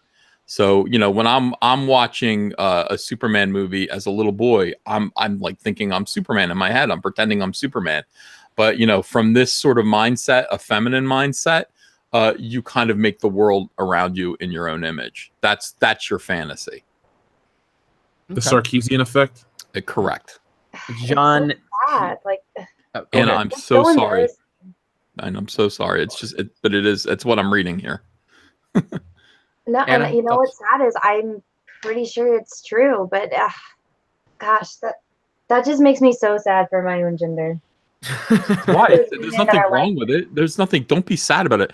There's nothing wrong with that at all. It's a Well, wonderful the way thing. that it's destroying Star Wars and all this kind of stuff, that's kind of embarrassing. Well, that's just bad people that, but I mean, when it comes to the differences between men and women, there's nothing better than that. That's awesome. That's totally cool. But it's you can see the effects of like what's happening in in in Star Wars and in comics and everything when these kind of confusions come about.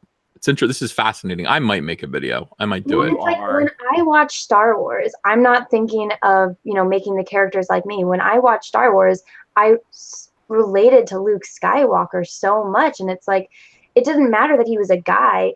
He wanted to do something more with his life, and he built himself up, and he became a Jedi. Watching Star Wars, I wanted to become a Jedi. So the fact that people aren't like capable of relating that to themselves, that's very sad. Well, Anna, here's a clue for you. You're hanging out with us, so you're better than most people. True. True story. You're better than most girls. Yeah. True story. Bagel Goose, EVS casually admits to animal abuse, more at 11. I've I never thought you were saying something else for a second. animal abuse. When did I do that?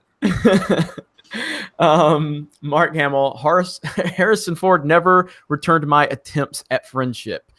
Damn, Harris. Oh, God. Oh, it's so good. 007 Cloud. Manga is great because characters and stories have a lot of edge. Masculine men and feminine women. Extreme visions of both are appreciated. I can't recommend Berserk enough. That's the worst one. I know nothing about manga or anime or anything like that. So Manga. whatever. Exactly. Manga. So Rhaegar Targaryen says Aliens. Thoughts on Aliens 3 and 4, Covenant and Prometheus. Alien and Aliens don't count since everyone likes them.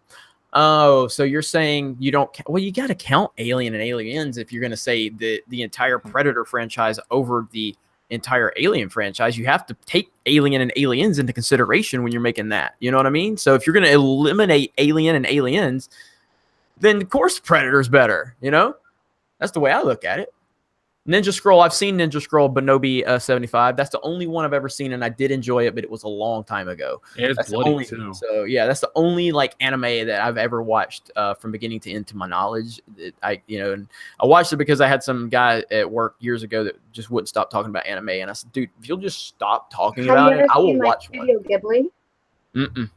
No? No. Mm-mm. It's too whimsical So- for me. A guilty pleasure of mine are those stupid bloody anime deaths because they make me laugh. I think like people animate people getting like ripped apart, and it just makes me laugh. Yeah, Akira is one that there was a rumor that Christopher Nolan was going to do a live action Akira a few years ago, and that was going to happen. I was definitely going to watch Akira, but it didn't happen, so I have no reason to watch it. So one day. I'm What sorry, is you're it? such a Nolan mark. I'm just Oh, laughing at everything you're saying. Absolutely. Definitely. That's why I say never, ever, ever take me seriously or listen to me thinking I'm subjective when I talk about Nolan movies, because I'm not.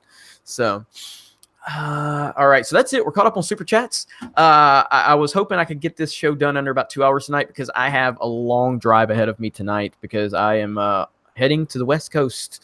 And it's going to be a lot of fun. I will be getting with a lot of you from that's emailed me. I've had a lot of people email me in LA, a lot of cool opportunities. I will be following up with some of you. Some of you I've already talked to, and the rest of y'all will let you know what we're going to do as far as Disneyland goes. So before we close the show out, EBS, got anything you want to make the official announcements? You're going to do the Lego video because we're peer pressuring you right now. I'll do it. I'll do the Lego video. I have not eaten pie. I was not eating pie during this stream. It was 3 caramels, and I'm really sorry for people who were outraged by that and decided to leave the stream early. I promise never to try to sneak a caramel again. But they were sitting here, and it was 2.5 hours. And anyway, I'm really sorry, everyone. I'll make this video to make it up to you. I hope if you haven't subscribed to my channel, please do, and I hope you won't regret it. But no promises. Thank you. You won't regret it. You won't regret it. Jeff, got anything? Yeah, guys, check out Stealing Solo. Jeremy, I just sent you a message over Twitter. Will you just share that on screen real quick? I've been getting stuff back from the colorist all the time. So Stealing Solo is a real thing. We've blown past the first stretch goal of $30,000. So everybody's going to get their early bird certificate. You know, I'm excited to do more comics. And the higher we go, the next goal is the Anthology Ashcan edition, which is another comic. It's an old comic I wrote. It's kind of like the Twilight Zone EC Comics. And if we can hit that big $100,000 one, well, I'm going to have it recolored, relettered, and sent out to you guys. So you get 2 comics for one. So let you spread the word. Let everybody know about it. Get involved. It's up. There we go. Okay, there we go. Yeah, that's the newest image I got to show. I've shown it around a little bit, but that's completed and that's ready to go. All it's got to do is get lettered. So there's our makeshift Han Solo costume. It all plays into the story. So to Harrison Ford out there in the chat, I hope you enjoy manure because I'm going to make you eat lots of it in this comic book. Well, I'm very happy for you, Jeff. I'm happy for all the success, and it's well deserved. And Thank you. Plenty more is coming your way, sir. And Anna, been a pleasure to have you on the High Council this week. So, do you have any closing thoughts?